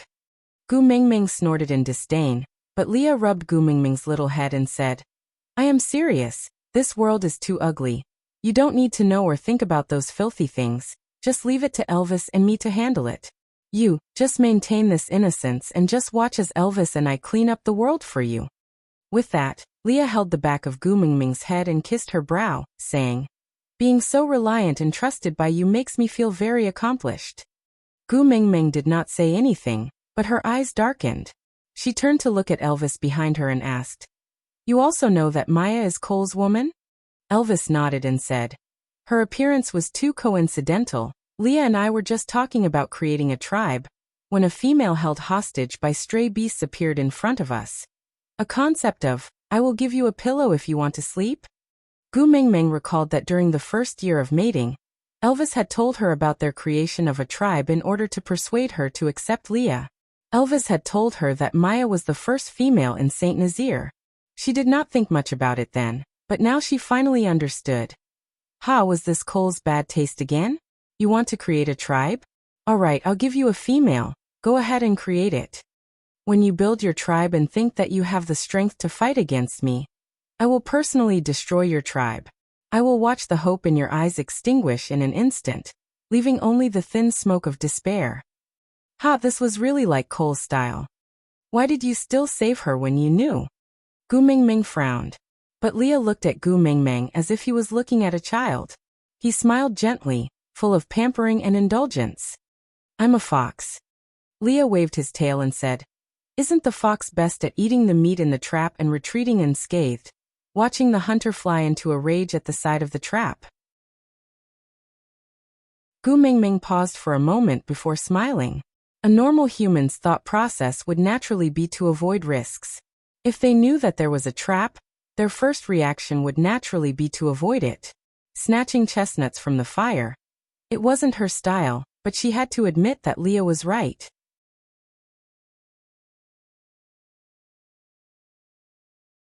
Chapter 1129. But, why did you tell her about us going to Mota Mountains? Gu Mingming frowned. She did not want to get involved with Cole. Leah pinched Gu Mingming's little nose and said, Do you think Cole knows that I know Maya is his woman? Gu Mingming was a little confused by Lee's words, and only understood after thinking it through twice. Thinking about it, with Cole's suspicious and scheming nature, it was impossible for him not to know that Leah had seen through Maya's identity. She nodded and said, "I think so too." Leah chuckled and agreed, "I think so too." Gu Mingming thought about it and then narrowed her eyes and said, "You clearly know Maya is Cole's woman, but you still purposely leaked the information to Maya, so that Cole would not believe you, right?" Leah tapped the tip of Gu Mingming's nose and chuckled, "Smart. In this way, you have been asking about Mota Mountains with great fanfare, but in Cole's eyes, it is just a pretense." Gu Mingming chuckled, as if she could already see Cole's comical expression when he found out that he had been tricked by Leah. Yeah, the sight of the hunter standing at the side of the trap looking at the eaten bait, and the empty trap was witnessed by the fox not far away. Ha, such a beautiful scene. How could one not be looking forward to it? Leah rubbed his cheeks and said, "And the spirit of the rocky cliffs that I unintentionally mentioned, will become the real target in that person's eyes." Gu Mingming nodded and smiled. "All right, I got it. Let's hold a bonfire party tonight. Mandy and Maya will sit beside me." Leah pulled Gu Mingming's little hand and kissed it, saying, "Yeah, I look forward to your performance." That night, 18 bonfires were set up on the empty ground in Saint Nazaire. Gu Mingming's bonfire was the largest, while Maya and Mandy sat on her left and right. Mandy was the first beauty that Gu Mingming had personally named herself. Because of her relationship with Ian, it was natural for her to sit beside Gu Mingming. But Maya was a half-orc female, and did not have a deep relationship with Gu Mingming like Sandy. She actually sat beside Gu Mingming, and this caused the other females in the tribe to be very displeased. Gu Mingming acted as if she could not see the enmity in the eyes of the other females in the tribe towards Maya. She just smiled and waved at Maya, calling her over to her fire. Maya was still timid, just like the time when she knelt at Gu Mingming's feet and begged to follow her. It was just that Gu Mingming had thought through some key points and would no longer treat Maya's behavior as a half-orc female's inferiority complex and cowardice. He had thought that Nina was the most annoying female in the beast world. He did not expect to meet Ellie. He had originally thought that Ellie was the classic example of a green tea bitch in the beast world. He did not expect that Maya was hiding beside him. TSK. So Maya was the scheming bitch among the females, the white lotus among the scumbags. He was really blind to not have seen it before. "Maya." Gu Mingming smiled and was extremely gentle. "Before I came back this time, Sandy was still talking about you to me. The three of us are the original females of Saint Nazaire, and our relationship is better than others. When I return from the Mota Mountains, I will bring you to Sadr. Sandy has 3 leopard cubs at home, and they are so cute."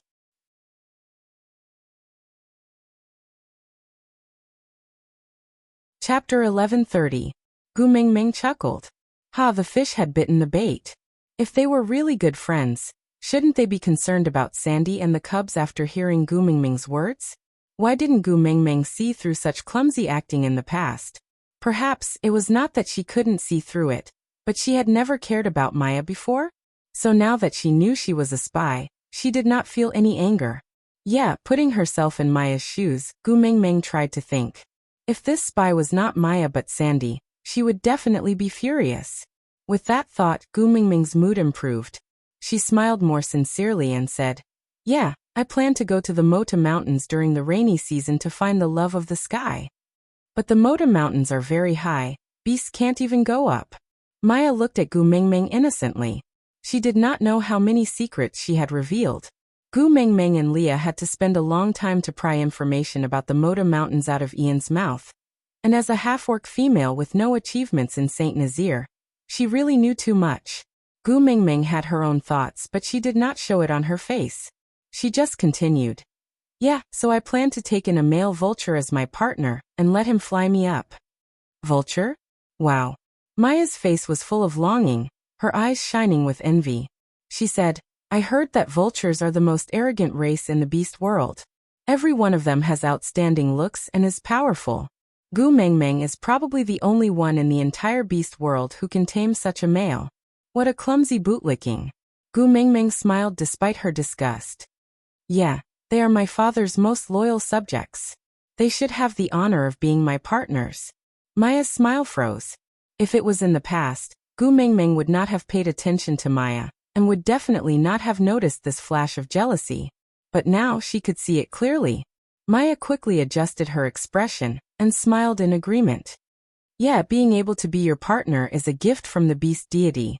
After all, you are not only the messenger of the beast deity, but also the daughter of the beast deity. Gu Mingming smiled without saying a word. She just raised her eyebrows and put on a proud look. Maya was also afraid that she would give herself away if she stayed by Gu Mingming's side for too long, so when she saw that Gu Mingming was ignoring her, she took the initiative to say goodbye and returned to her campfire. After Maya left, Gu Mingming called Mandy over. The two males who came with her were the first partner Ralph and the newly mated Ian. Ralph was very tactful and did not take the initiative to approach Gu Mingming. Instead, he went to Lee's side to learn how to cook. Ian was more familiar with Gu Mingming. Before mating, Elvis and Leah did not say anything when he loitered around Gu Mingming. Now that they had mated, Elvis and Leah were even less concerned about him. Hence, they allowed him to sit beside Gu Mingming with Mandy between them.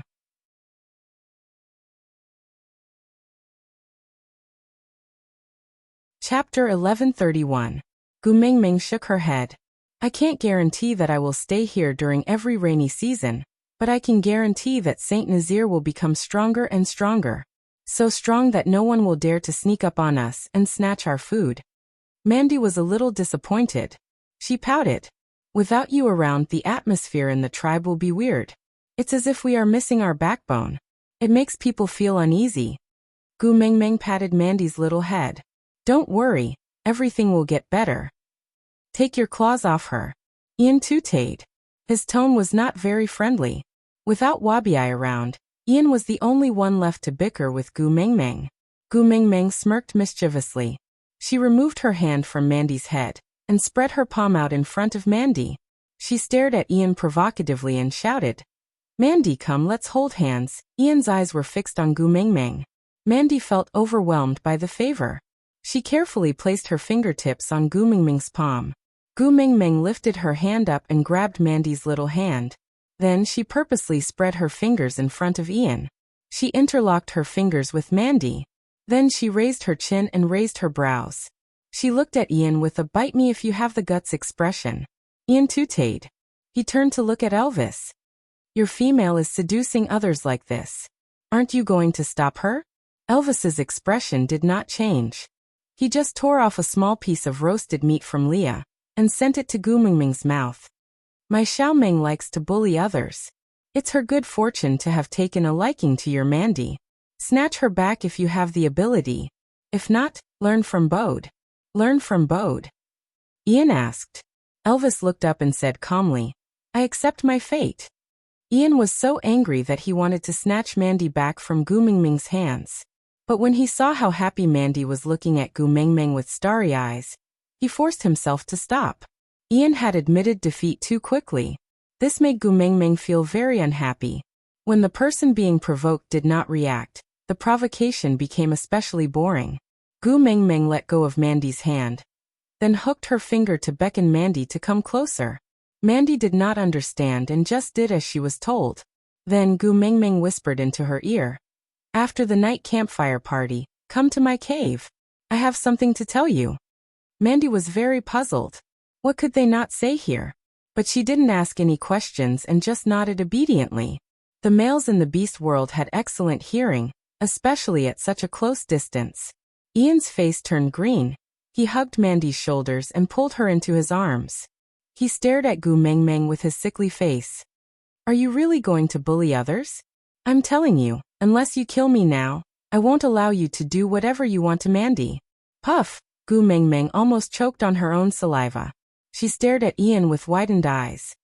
What do you think I want to do to Mandy?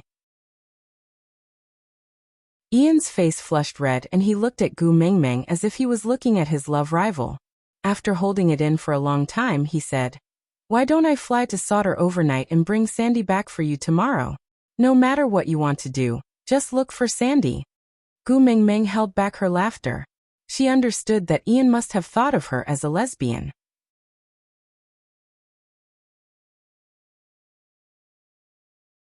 Chapter 1132. No, no. Mandy hurriedly shook her head and instinctively struggled out of Ian's embrace. She squatted down in front of Gu Mingming and looked straight into her eyes. Afraid that she would misunderstand, she explained. You are the great messenger that I admire the most. How can I not like you? Gu Mingming glanced at Ian with a sly and provocative look, like a mischievous child playing a prank. So do you like me? Gu Mingming asked deliberately. Mandy nodded without hesitation. I like you, of course I like you. Gu Mingming pounced forward and hugged Mandy tightly. She rested her chin on Mandy's shoulder and looked at Ian with her big eyes full of smiles. I like Mandy too. I like her very, very much, Ian nodded. Ian was going crazy, but could not do anything to Gu Mingming. Elvis held on to the back of Gu Mingming's collar and pulled her back into his arms. He said calmly, You look at her more than you look at me. I am jealous. Gu Mingming giggled and held Elvis's face with both hands. She kissed him and said, All right, I will stop fooling around. Let's eat. It was mainly because Ian's angry look was too interesting. Otherwise, Gu Mingming would not have teased Mandy like that. But, Gu Mingming had never thought that she would be mistaken as a homosexual one day. Did Elvis and Leah also have such subtle feelings when she fantasized about them in the past? Leah seemed to be all right, but Elvis seemed to explode at the mention of such things. He would definitely not be able to accept it. Compared to the two of them, Gu Mingming felt that her acceptance level was rather high. It was not real anyway. It was just fooling around. After settling the proper business, Gu Mingming did not have much interest in fooling around with the entire tribe. After all, according to tradition, what was about to happen next would not be harmonious. It was almost winter, and the males naturally wanted to fight for the last chance to confess to the females they admired. Not interested in watching everyone clap for love, Gu Mingming left early and returned to the cave.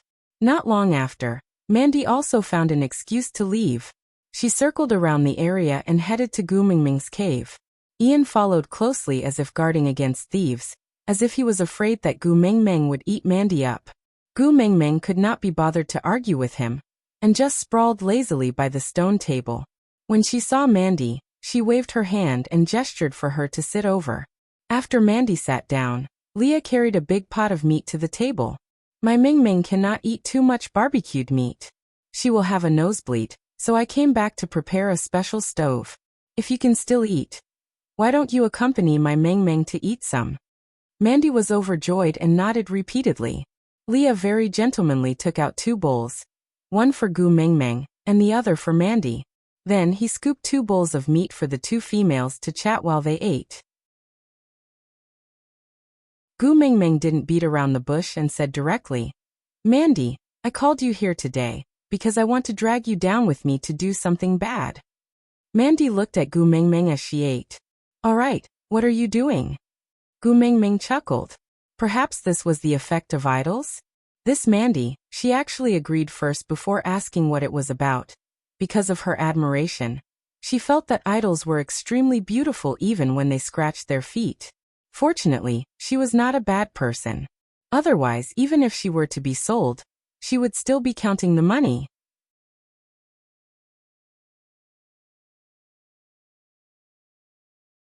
Chapter 1133. Mandy looked at Gu Mingming, not really understanding. Gu Mingming said, I want all females to keep their distance from her and not play with her. Mandy nodded in realization and said with a smile, I understand now that you put it this way. Without asking why, Mandy nodded and continued. No problem, leave this matter to me. Before sunset tomorrow, I guarantee that none of the 16 valued females will bother with her. Gu Mingming chuckled approvingly. Then she added, But you can't let anyone know that I am the one who ordered you to do this. Mandy nodded. No problem. Gu Mingming scooped another bowl of meat for Mandy. Eat more. Mandy replied and ate a few more bowls. Gu Mingming's appetite wasn't big, and she had roasted meat during the night campfire party. Hence, most of the stewed meat went into Mandy's stomach. After finishing her meal, Mandy licked her lips and bade farewell to Gu Mingming reluctantly. She then followed Ian back to her own cave. Leah smiled at Gu Mingming as he tidied up the cutlery. Looks like we have the same idea. Gu Mingming chuckled in Elvis's arms. In the beast world, females are the most respected. Mated males treat their females like deities. As long as the 16 valued females ostracize Maya, it will be difficult for her to do anything in Saint Nazaire. After all, half of the people in Saint Nazaire are males from the 16 valued females. The other half are their pursuers. Without anyone to cooperate, Maya can't do anything. Leah continued Gu Mingming's words with approval. Gu Mingming nodded. I never thought that Maya had a problem before, so I didn't think so.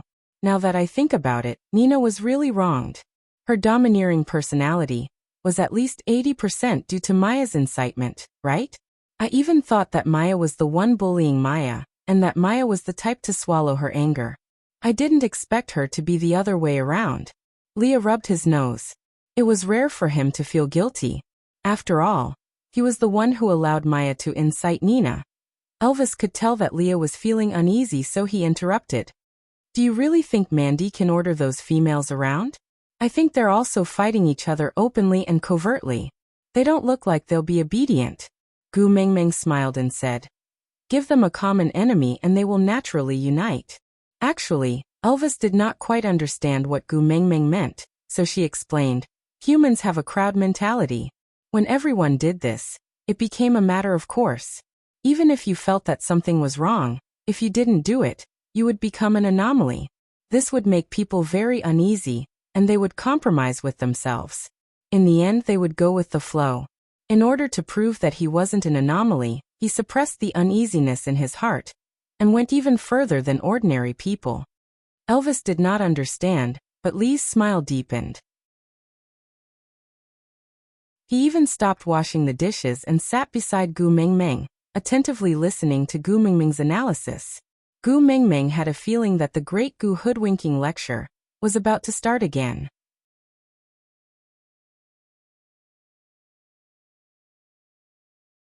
Chapter 1134.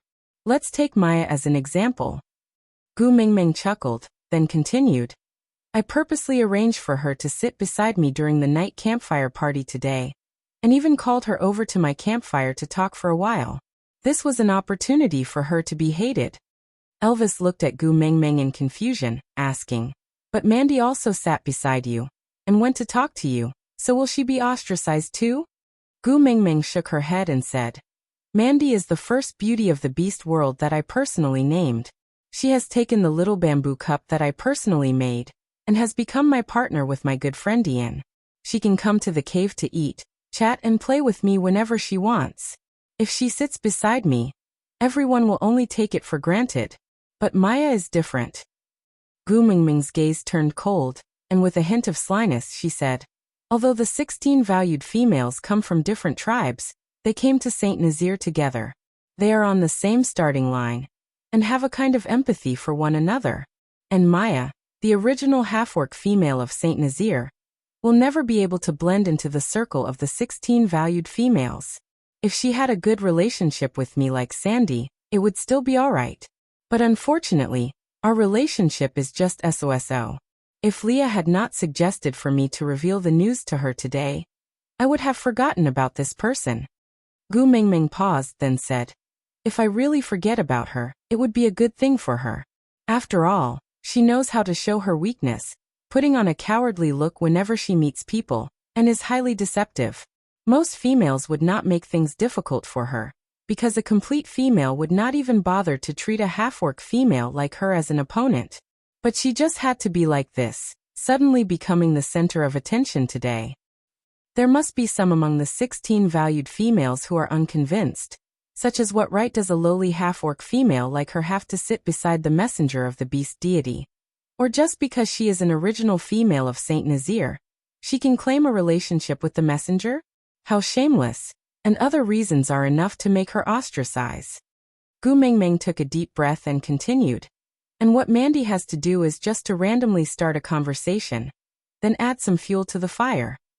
Leah held his cheek and looked at Gu Mingming, his long and narrow eyes filled with approval. He loved Gu Mingming's craftiness like a little fox. It was really charming. Lusting after her radiant look, Leah continued asking. Are you so sure that those females will only target Maya and won't implicate Mandy? Gu Mingming nodded without a doubt and said, girls will not be jealous of Fan Bingbing's beauty, but they will be jealous of Wang Erhua from the class next door who has lost another 2 kilograms, and the neighbor Zhao Xiaomei's newly removed double eyelids are especially beautiful. Who were Fan Bingbing, Wang Erhua, and Zhao Xiaomei? Looking at Leah and Elvis's confused faces, Gu Mingming knew that they would not understand her explanation, so she changed her explanation. Let's put it this way, for example, one day you suddenly say that you don't want me anymore and that you like someone else.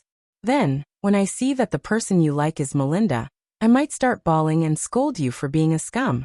Then, after the emotional trauma has passed, I will slowly recover. But if the person you like is Nina, then I will definitely be unhappy. She is not as good as me in every aspect. Do you want her to not want me? This is simply trampling on my dignity. I can tolerate it, but I can't. We have to fight it out, right? Aside from the topic. Regarding Maya, let me say a few words. This person did not suddenly turn evil. Actually, I have mentioned it in the previous chapter. I don't know if everyone still remembers it. 1.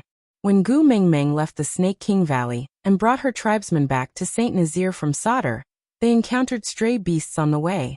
Then, how did the stray beasts know their route and exact time? At that time, Gu Mingming was already a beast king. If someone was following them, they would definitely discover it. So there must be a traitor. 2. Cole used a worm on Leah, messing up his rationality and driving him crazy with jealousy. The last straw that broke the camel's back was when Maya said, Burke brought Kanwu and the rest along with Gu Mingming. They are more like a family than Leah. 3. Previously, on the grassland outside Sadr, the half-orc female who was with Cole was also Maya. I don't want my babies to become conspiracy theorists, but I'm afraid that you will feel that Maya's turn to evil was too sudden, so I'm going to recap the past.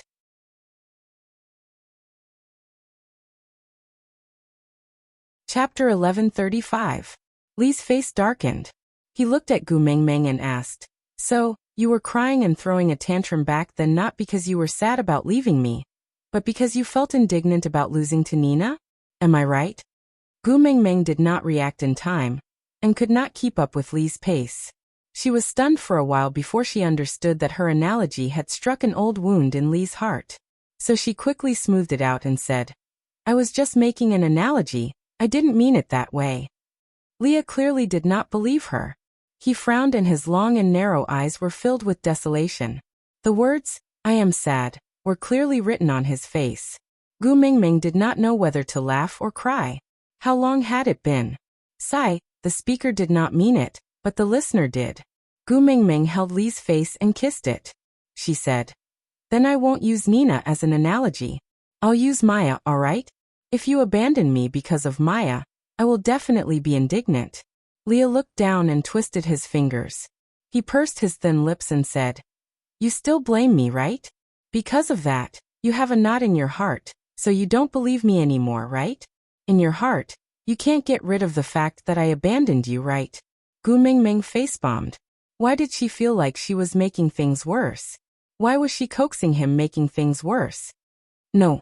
Gu Mingming held Li's face with both hands and wanted to explain. Leah raised his brows slightly and choked with emotions. He said, You don't have to deny it. I understand. Who asked me to be the one at fault back then? Gu Mingming said, No. Leah turned his head to the other side and looked like he was about to cry. He looked extremely wronged. Gu Mingming saw that she could not coax him anymore. So she narrowed her eyes and quickly pinched Li's ear. She said, Yes, I was just unhappy with the show you put up with Nina. Regardless of whether it was real or fake, I can't forgive you for saying that you don't love me. So you better stay away from other females in the future. If I see you being nice to other females other than me again, I will pinch your ear off.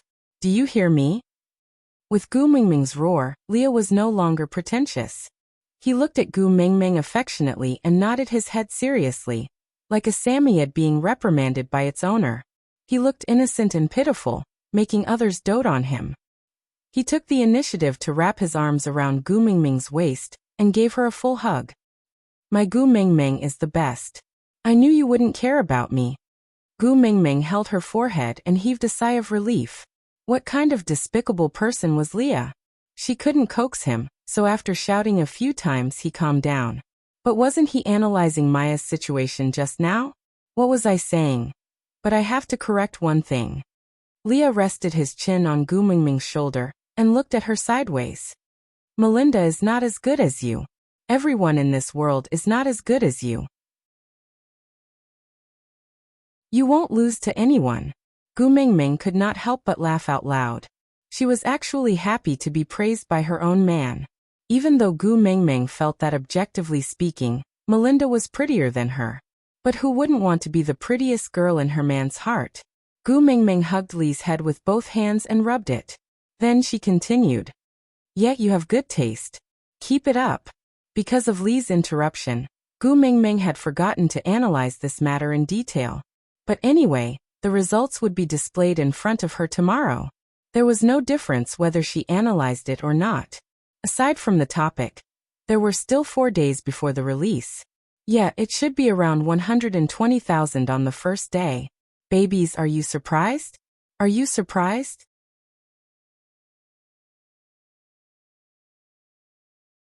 Chapter 1136. Mandy indeed did not disappoint Gu Mingming. The next morning was still fine, but by noon, the atmosphere in St. Nazaire was clearly different. As Elvis had already stored enough food and did not need to go out hunting, Gu Mingming let him accompany her to walk around the tribe. On one hand, it was to check if there were any loopholes, and on the other hand, she wanted to see Mandy's results. By the stream, the 16 valued females were sitting in a circle discussing something. When they saw Gu Mingming, they all stood up and greeted her in a docile manner. Gu Mingming waved at Mandy, who walked over with a smile. What were you talking about just now? Why are you smiling so happily? Gu Mingming asked, even though she already knew the answer. After all, with her current hearing, she had already heard their conversation from afar. Mandy chuckled and replied, Leanna and the rest took in a few new males last night, and are showing us her mating marks. Yeah, Gu Mingming heard this just now. Leanna's new partner last night. Mark on her butt. To prevent Leanna from lifting up her beast-skin skirt to show her new mark, Gu Mingming spoke first. Last winter, there were 3 females in Sauter who gave birth to cubs, and one was pregnant with a female cub.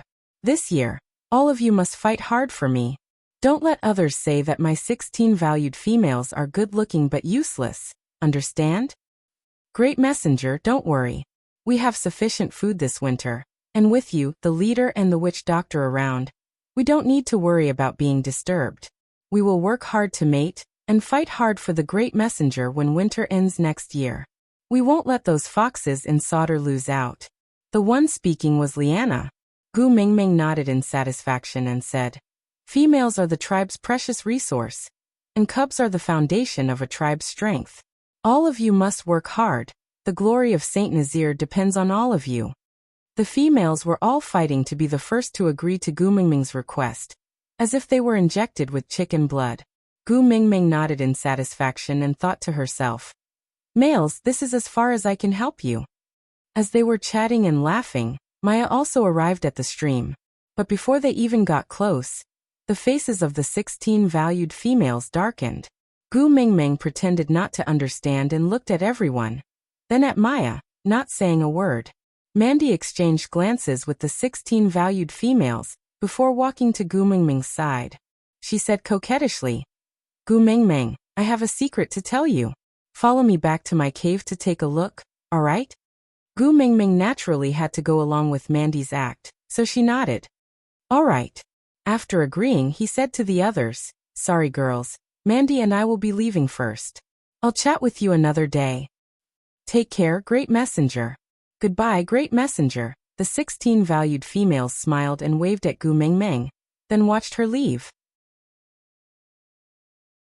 In actual fact, Gu Mingming and Mandy had secretly returned to the stream after taking a detour.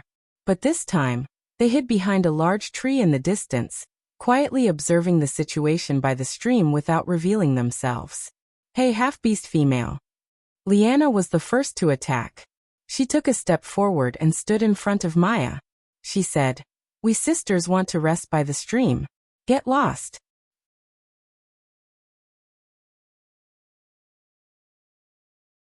Chapter 1137. I'm also a female of Saint Nazir, Maya said timidly. Liana chuckled and crossed her arms in front of her chest. So what? We are complete females and have the right to enjoy the tribe's resources first. A lowly half-orc female like you dares to snatch from us? After Nina's death, it had been a long time since anyone in Saint Nazir talked about complete females and half-orc females. Because of Gu Mingming's relationship with Sandy, she was very lenient towards the half-orc females. Hence, the 16 valued females had been very restrained in the past year, and had never argued with Sandy and Maya. However, the sense of superiority that had been ingrained from birth could not be completely worn away in just over a year. There was really no need to learn how to flaunt their prowess in front of the half-orc females. Every complete female could do it easily, especially when the 15 present were the original first beauties of the tribe. This sense of superiority was even more obvious. All of them were at the peak of their abilities. Gu Mingming said that in Saint Nazir, half-orc females are not inferior to complete females. We are all the same. Maya could not keep up the act any longer. She clenched her fists tightly by her side and her voice was sharp. Liana looked as if she had heard a joke. She lifted her chin and looked at Maya. Oh, are you trying to curry favor with the great messenger just because you are an old tribesman of Saint Nazir? Are you trying to show how close you are to the great messenger, so that you can use her name to pressure us? That's not what I meant. Maya felt that things were getting out of hand. Everything had been fine yesterday, but she did not know why things had turned out this way today. Her males had gone out to hunt in the morning, and all of them were injured when they returned. She asked in detail, and found out that they had been bullied by the males of the 16 valued females. Not only had they snatched their prey, they had also severely injured them. Although Saint Nazir had a witch doctor, the injuries of ordinary males could not even trouble Leah to treat them. Hence, they could only force themselves to endure. Maya did not know what had happened, so she specially ran over to the stream to find out what was going on. In the end, she realized that these females had started to target her for no reason. All of this was too sudden. She couldn't understand what was going on. Liana did not have the patience to talk nonsense with Maya. She just took a step back and said, "Where are your males? Are they here? What do you want?" Maya looked at the 16 valued females standing in front of her, her heart pounding. Liana said, "I don't want to see you here. You can either scram immediately, or let your male come out and compete with our male. The winner will stay." As soon as Liana finished speaking, the 16 valued females gave their partners a meaningful look, and the accompanying males gathered in unison. In the beast world, a female would have at least 2 family members by her side. The first partner and the strongest male in the family. The 2 of them usually didn't need to go out to hunt. They would always stay by the female's side to ensure that she lived comfortably and safely, just like Sandy's Boyd and Colin, and Mandy's Ralph and Ian. Therefore, almost all the orcs that surrounded them were level 3 and level 4 orcs. Maya only had a level 2 wolf, Nissan, with her. How could she possibly be a match for them? Maya's eyes reddened. She stomped her feet, turned around and ran away. She looked extremely wronged.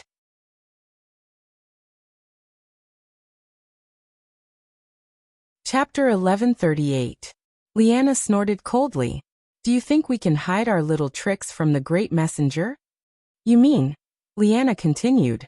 With the great messenger's intelligence, the moment Mandy said we were going to pull her away, she knew what we were going to do. If the great messenger wanted to help that half-orc female, she could have stayed or asked her to leave with her. But the great messenger left with Mandy without even turning back. Isn't it obvious that she will not side with her? Yeah, that makes sense. Another female agreed. Liana continued. Maya is not Sandy. Even if she really complained to the great messenger, she will not pursue the matter even if we deny it. But, if she really dares to sow discord in front of the great messenger and ruin our image, we will show her the prowess of the 16 valued females. The 10 over females roared with laughter. Then they all started to think about how to teach Maya a lesson. Elvis, who had been by Gu Mingming's side all along, felt his scalp go numb. He carried Gu Mingming up and turned to leave. No way, these females were too scary. He could not let Xiaoming stay with them anymore. She would be scared. However, he seemed to have forgotten. The one who had instigated these females to target Maya was the little fairy in his arms. After walking for some distance, Gu Mingming patted Mandy's shoulder. Now that I have dragged you down with me, we can be considered to have been in the same boat. Although Ian had never been my messenger's protector, his importance to me wasn't any lower than Colin's. So you can treat me like a good friend like Sandy in the future. When you need my help, you can look for me in my cave. When you miss me, you can also look for me, yeah. Mandy smiled so widely that only her teeth could be seen. It was 70% blissful and 30% sweet. Gu Mingming smiled back. It's almost noon. Do you want to have lunch together? Mandy's eyes instinctively darted to Elvis's face. She was clearly trying to read his expression.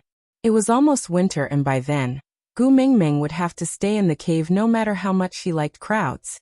So before the snow sealed off the mountain, Elvis did not stop her even though he was unwilling. He nodded, silently allowing Mandy to accompany Gu Mingming for a meal. Mandy was overjoyed as she nodded. Then she turned to her partner and said, Ralph, send me to the outskirts of Gu Mingming's territory. Then go back and ask Ian to fetch me. All right. Ralph nodded, then carried Mandy up and followed Elvis back to the cave. As winter was approaching, Oriton, who shared meals with them, treated every meal as his last. As a result, the amount of prey he brought back increased day by day, causing Leah, who was in charge of cooking, to have a bad expression on his face. There were a few times when he wanted to reject Oriton's request to share a meal with him, but on account of Gu Mingming, he held himself back. When Gu Mingming returned, she saw Oriton circling around the pot. Barit was like a silent ranger sitting quietly at the entrance of the cave, his deep and precise gaze capturing Gu Mingming's figure. Meanwhile, Leah was looking at Oriton with disdain while cooking. Seeing that Gu Mingming had returned, the smile on his face turned warmer.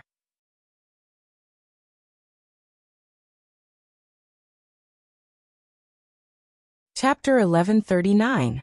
TSK. Leah was speechless as he shook his head in amazement. This female's technique is really... Gu Mingming chuckled and continued Lee's sentence. There is no smoke on a woman's battlefield, but it is far crueler than a man's. Leah nodded in deep agreement. Just hearing Gu Mingming's plan to deal with Maya from the 16 valued females was already enough to make Leah gasp in amazement. He had always thought that the Snow Fox tribe was good at scheming, but now he realized that their so-called scheming only applied to making use of others. They would only act after obtaining benefits, so as long as they followed the lines of benefits, they would always be able to find clues. Even for a pervert like Cole, there were still benefits to be gained from guessing people's intentions. But when the females were ruthless, they would simply harm you, without any benefits at all. Their motives were so pure that it made one speechless. So much so that it was impossible to deduce the course of events from the conclusion, because the final outcome would be someone's misfortune, and no one would gain anything from it. Leah facepalmed as he thought about it. He suddenly felt that those accidents, that he did not take to heart in the past, were not so simple. Gu Mingming did not say much and just continued eating from her bowl. With the 16 valued females taking care of Maya. Even if I am not in Saint Nazaire, Maya's days will not be too boring. He would not have the time and energy to obstruct Gu Mingming's actions. Mandy finished the meat in her bowl, then looked up at Gu Mingming. Gu Mingming, there is something I feel I should tell you. Gu Mingming looked back at Mandy, inquiring with her eyes. Mandy said, when I went to meet the 16 valued females this morning, I purposely raised the topic of Maya and heard something strange. MMM? Gu Mingming replied with a single syllable, indicating for Mandy to continue. Mandy continued, during the rainy season last year, there were many people from other tribes who came to Saint Nazaire to snatch food. But every time there was an invasion, Maya was not in the tribe. Even though a lot of her food was snatched away, when we saw her at the end of winter, we realized that she did not lose any weight at all. Moreover, her partners were all there. What he meant was that even though Maya's food had been stolen, she was still able to enjoy a sumptuous winter, and it wasn't at the expense of eating her companion. Gu Mingming chuckled. She was not surprised by this outcome at all. She just exchanged a look with Leah and it was a tacit understanding. Oakley wanted to use the water source to push Sauter to the teeth of the storm to coerce Cole. So Cole used the food to drag Saint Nazir into the water to share the risk. Since it was Cole's doing, he would naturally give Maya some pointers. After all, most of the males who would come to snatch the food were already mated. In order to prevent their own females from starving, there was a high possibility that they would kill Maya when snatching the food. After all, as long as Maya died, her male would be devoured by the mating contract. This way, the food that her family had stored up would become ownerless, and they could take whatever they wanted. Maya was an important chess piece in the game between Cole and Leah. Naturally, Cole would not let Maya die so easily, so it was natural for him to give her a few pointers before she made a move. He couldn't let the food robbers kill Maya, and naturally, he wouldn't let her starve to death during the winter.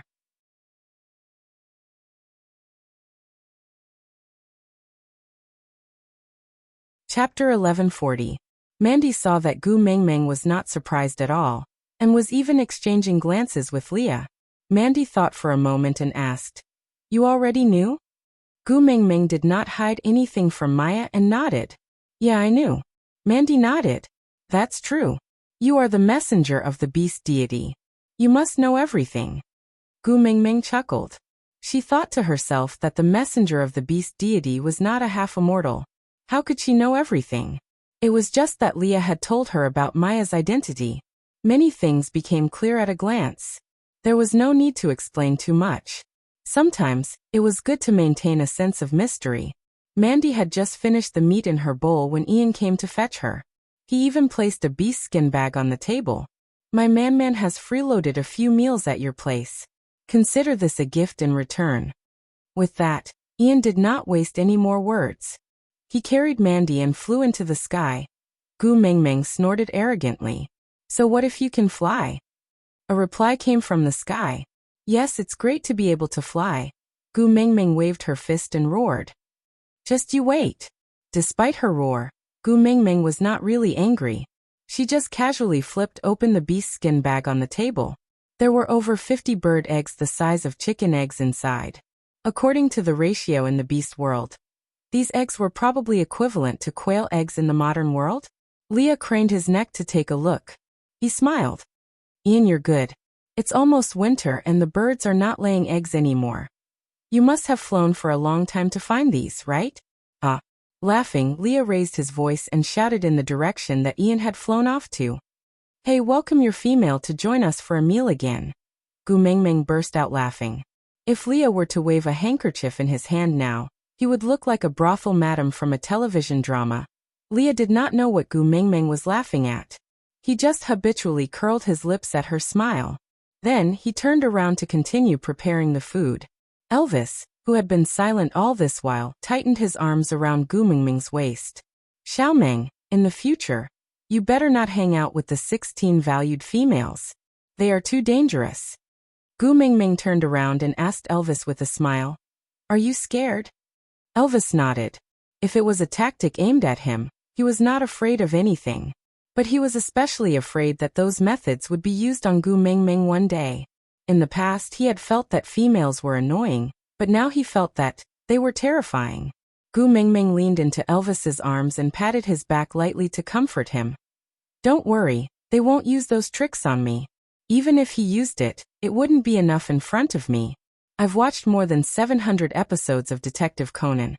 And I'm proficient in more than 600 ways to kill people. I'm familiar with hundreds of poisons, and know how to create all kinds of alibis." Seeing how Gu Mengmeng was spouting nonsense, Elvis's mood suddenly became better. No matter what others wanted to do to her, he would always be there to protect her. Time passed quickly, and in the blink of an eye, the mountain was covered in snow. Gu Mengmeng sat at the entrance of the cave. Holding her chin, she watched as the entrance, which could fit 3 people side by side, was gradually sealed by the snow. Her gaze became a little dazed. Elvis hugged Gu Mengmeng from behind and whispered into her ear, "It's too cold, don't sit at the entrance."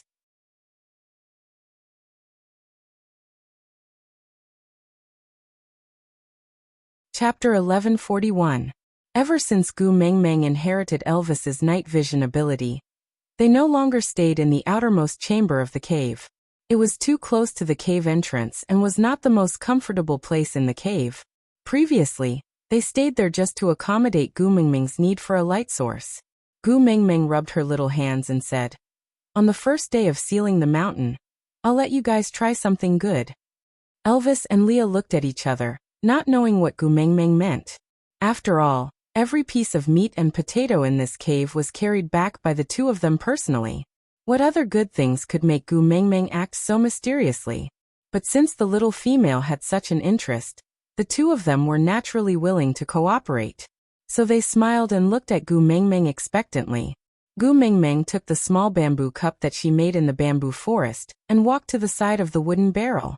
She lifted the lid and leaned against the barrel to smell it. Yeah, a fruity aroma mixed with a rich wine aroma. It should be drinkable. Gu Mengmeng did not pass it to Elvis and Leah hastily. She first poured half a cup into her own small cup and tasted it carefully. Without professional equipment, she could not extract the sugar, so the sourness was not balanced. It was more like grape juice than red wine. But if one tasted it carefully, it was not difficult to discover that there was alcohol in it. Actually, the taste was still very good. But Gu Mengmeng herself had not drunk any high-quality wine in the modern world. But compared to the Great Wall Dry Red, Gu Mengmeng felt that her portion was still better. Gu Mengmeng then poured a cup for Leah and Elvis respectively after the wine was fine. Then she gestured for them to try it. Leah was a little surprised. He knocked on the wooden barrel and said, "This is for drinking? I thought you wanted to use it for bathing." Gu Mengmeng could not help but laugh and said, "I've only heard of people using milk to bathe. I've never seen anyone using red wine to bathe." "Red wine?" Leah asked. Gu Mengmeng nodded and answered, "Yeah, usually wine is brewed from grains. But I've been here for more than 2 years and have never seen a single grain of rice. I can't even eat it, let alone brew wine. Luckily, grapes can also be used to brew wine. Although the purity is not high, it's still good to drink it. Would you like to try it?" Elvis and Leah did not say anything else. Anything given by Gu Mengmeng, even if it was poison, they would drink it in one gulp and praise it as delicious. What more a glass of wine? The way they drank without hesitation made Gu Mengmeng frown. Red wine was a matter of taste. How did these two manage to taste like guillotine? If there was a wooden board stuck on the back of their necks, the two of them should have smashed the cup after drinking this bowl of wine, and then righteously said, 18 years later, we will be heroes again. Before Gu Mengmeng could complain, she heard a loud thud and Elvis fell straight onto the ground. Gu Mengmeng was shocked and immediately squatted down to hug Elvis's head, patting his face and calling, "Hubby? Hubby, what happened to you? Are you allergic to grapes? Don't scare me." Huff, huff, huff. Gu Mengmeng was taken aback for a moment. She blinked her eyes and looked at Elvis, whose face was rosy and his breathing was even and did not look like he was allergic at all. She was stunned for a moment before she laughed dryly and said, "It can't be. 1 cup and you'll pass out."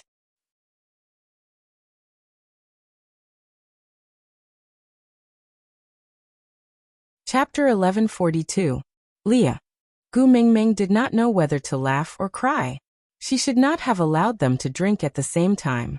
She had forgotten that there were no alcohol products in the beast world, and these two had no resistance to it at all.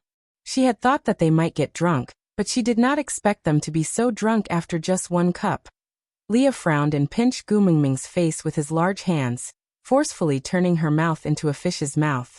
Then he kissed her harshly and said angrily, "What did you call me?" Leah.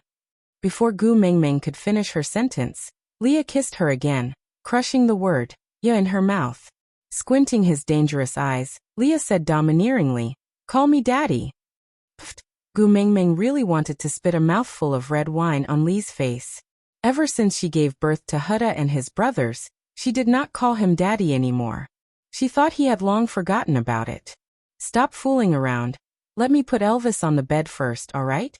Gu Mengmeng tried to reason with Leah, but Leah did not care about that, and squeezed himself in between Gu Mengmeng and Elvis. Then he squeezed Elvis out of Gu Mingming's embrace and made her his own. His large tail wrapped around her waist and he clung onto Gu Mingming like an octopus, saying, "Call me daddy, quickly call me daddy." Leah? Leah did not stop until he heard Gu Mingming call him daddy. He kissed her lips harshly again. When they let go, both of their lips were slightly swollen.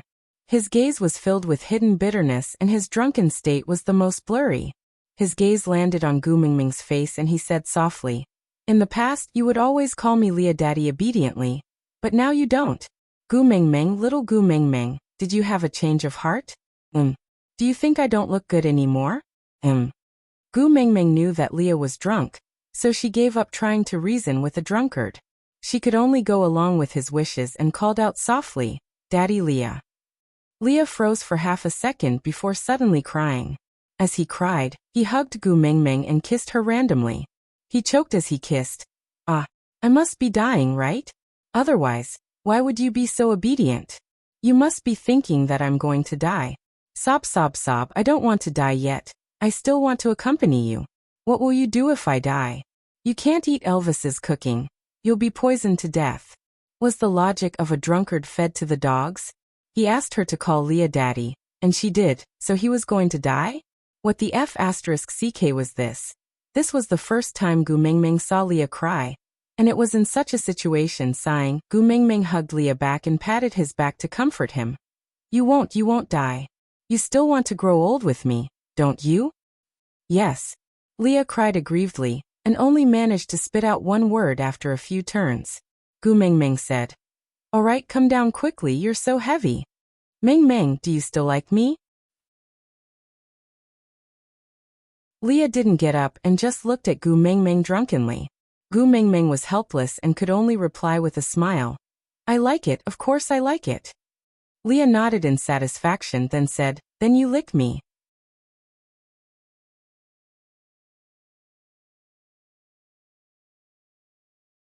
Chapter 1143. Leah stuck out his tongue and licked Gu Mingming's face, saying, "Here, just like this." Similar to how dogs express their love? Yeah, orcs still had some beast genes in them. Licking should be the most direct way for them to express their love, right? But it was so embarrassing. Gu Mingming felt that she could not do it. "You don't like it?" Lee's gaze was blurry, with a tinge of infatuation and drunkenness. He stuck out his pink tongue and licked the tip of Gu Mingming's nose, saying, "I like Gu Mingming so much. Why can't Gu Mingming like me a little too?" Gu Mingming felt all the bones in her body go limp after being licked by Leah. "Don't stop fooling around." Leah paused, then sniffed. He suddenly smiled and hooked Gu Mingming's chin with his index finger, saying, "I can smell the scent of the fox's seductive fragrance. My Gu Mingming is aroused because of me, right? You like me licking you?" No. Gu Mingming wanted to kill herself. Leah was clearly teasing her unconsciously when he was drunk, but her damn body actually reacted. Gu Mingming despised herself harshly in her heart, and kept telling herself to stay calm, stay calm. It was a perverted act to lay hands on someone who was not in his right mind. She was a good wife from a good family. She would not do such a thing. Leah bit Gu Mingming's lips. Hearing Gu Mingming gasping in pain, he seemed to be smiling happily, wiping away his tears and curling his lips, saying, "Punish you. Who asked you not to tell the truth?" Gu Mingming, you're not good. You secreted so much fox seductive fragrance when I licked you. The last time, when I licked here, the concentration of the fox seductive fragrance almost made me lose consciousness. His slender fingers gently wiped Gu Mingming's lips, asking, "Did I bite you?" It's all red. It must be painful." As he said, he pulled Gu Mingming's hand and placed it on his chest, saying, "If you're in pain, I feel the pain too. Damn, don't bite me if you're feeling heartache." Moreover, what kind of scene was that when he said that he felt heartache and smiled at the same time? Seeing that Gu Mingming was not saying anything, Leah blinked his eyes, as if his brain was broken and he was trying hard to organize his thoughts. After a long while, he finally said, "Why don't I lick you? You can lick me after you're happy?" Gu Mingming was really speechless. They were not even two damn dogs. Why were they licking? Gu Mingming hardened her heart, and thought if she should just release some beast pressure to make Leah faint. But before she could do anything, she heard a sound from the side. When she looked up, Elvis, who was lying on the ground like a corpse, was already standing there with his hands behind his back. He was looking down at Gu Mengmeng, who was lying on the ground under Leah. "Xiao Meng, get up." Elvis's voice was cold and his expression was sinister. He looked completely different from his usual self. Gu Mengmeng was a little terrified. Could it be that she developed a second personality after drinking? She pushed Leah, but Leah just lay on Gu Mengmeng's body, refusing to get up. Gu Mengmeng had no choice but to look up at Elvis. In the end, the moment she met his eyes, she felt her body becoming lighter.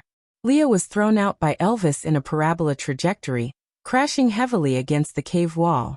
Elvis then lifted Gu Mengmeng up and said coldly, "I said, get up." Damn, Elvis looked so scary after drinking. Could it be that he was going to commit domestic violence after drinking? Aside from the topic, these two fellows passed out after one drink. Their styles after getting drunk were completely different. Yeah, everyone can look forward to what kind of jokes these two fellows would make tomorrow.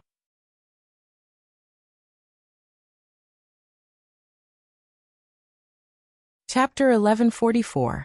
I'm up, I'm up. It had been a long time since Gu Mengmeng was carried by Elvis like this.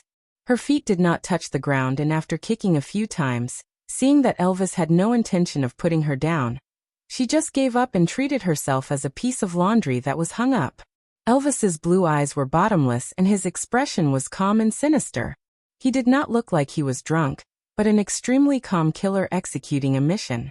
This expression was actually Elvis's signature expression before he met Gu Mengmeng, but she had never seen him like this before. A large hand pinched Gu Mengmeng's lower jaw, and his gaze locked onto her swollen lips. He frowned slightly and his blue eyes deepened. His voice was as cold as a bone-chilling wind. "He bit you." Gu Mengmeng was thinking that Elvis's black and drunken look was not one to be trifled with. Should she lie for Leah?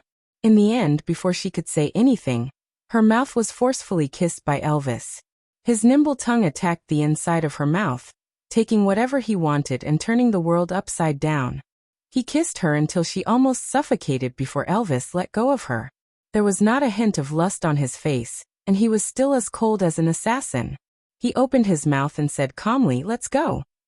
There's his taste." After saying that, Gu Mengmeng felt her body lighten and she was free falling. Elvis let go without any warning, and Gu Mengmeng fell onto the ground on her butt. Before she could get up, Elvis and Leah were already in a brawl. It was not the usual playful way of fighting. The two of them looked like they were fighting with their lives on the line. Did they really just drink a glass of wine with low purity? Were they sure they didn't drink concentrated alcohol? "Stop fighting," Gu Mengmeng roared. Leah was not Elvis's match due to the difference in their levels, and was almost being suppressed by him. Elvis was stopped by Gu Mengmeng's roar. He turned to look at Gu Mengmeng and said coldly, "Don't butt in between males matters." After saying that, he threw another punch at Leah. Gu Mengmeng face-bombed. She did not expect Elvis to be so straight after getting drunk. She was momentarily speechless. While Elvis was distracted talking to Gu Mengmeng, Leah suddenly broke free from his restraint and shouted, "How dare you shout at my Gu Mengmeng?" She pounced towards Elvis and hung onto his back, biting his shoulder with all her might without letting go. Elvis's muscles tightened, but with only one level of difference, he could not shake off Leah as easily as Wabi did with the four little ones. He could only bend his body forward and roll on the ground, pinning Leah behind him. Leah heaved a sigh of relief from the pain on his back. Elvis took the opportunity to flip over and ride on Lee's body. His hands had already turned into sharp claws, and he went straight for Lee's face. Gu Mengmeng saw that they would really die if she did not stop them. Hence, she clenched her fists and instantly released a huge amount of beast pressure, causing Elvis and Leah to fall to the ground in a second. Elvis's body went limp, and he laid on Lee's body. Lee's claws had already pierced into Elvis's back, and half of his nails were embedded in his flesh. One of Elvis's hands was holding onto Lee's silver hair tightly while the other hand that was about to attack Leah landed weakly beside Lee's ear.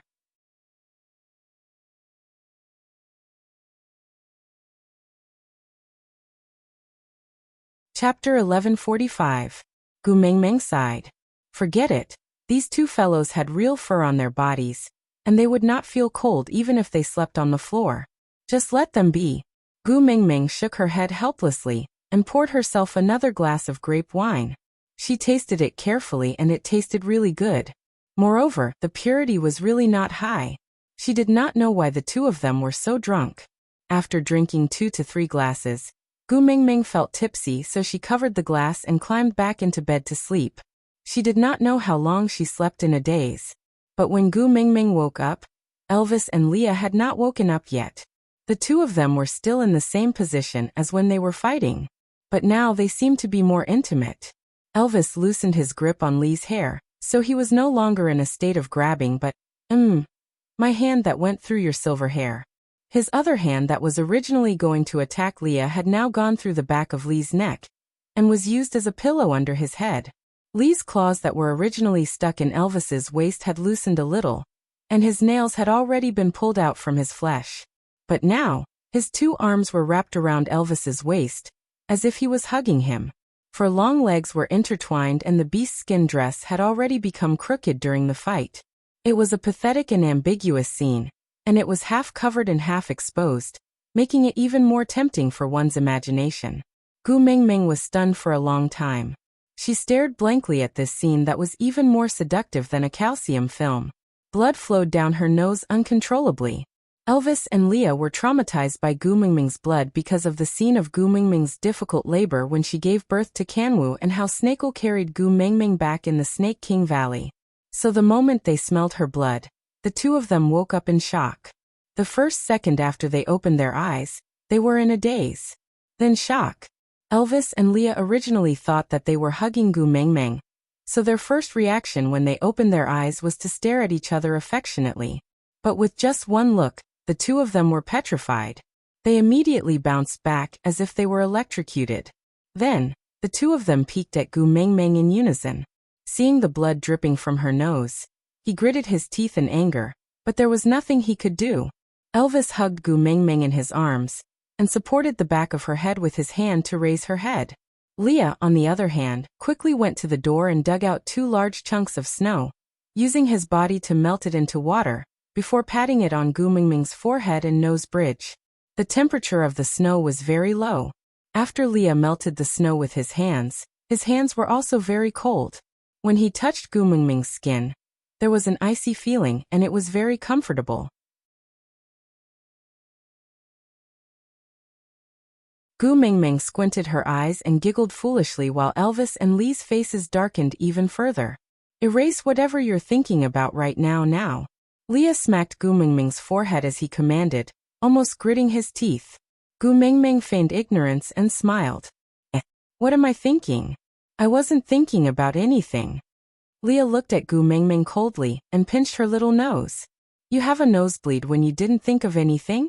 Gu Mingming held back her laughter. She looked at Elvis and then at Leah. Then she stuck one hand into Lee's hair and the other around his neck. She looked at Leah lustfully and asked, "Are you trying to make me forget about this?" You're tuning in to the Li Mei's Wuxia Whispers YouTube channel. We're so grateful for your support and don't forget to subscribe to join us on this incredible journey through captivating stories. Your generosity through donations truly makes a world of difference, as it's the primary source of revenue that allows me to expand and enhance this channel for you. Thank you from the bottom of my heart for being a part of this adventure.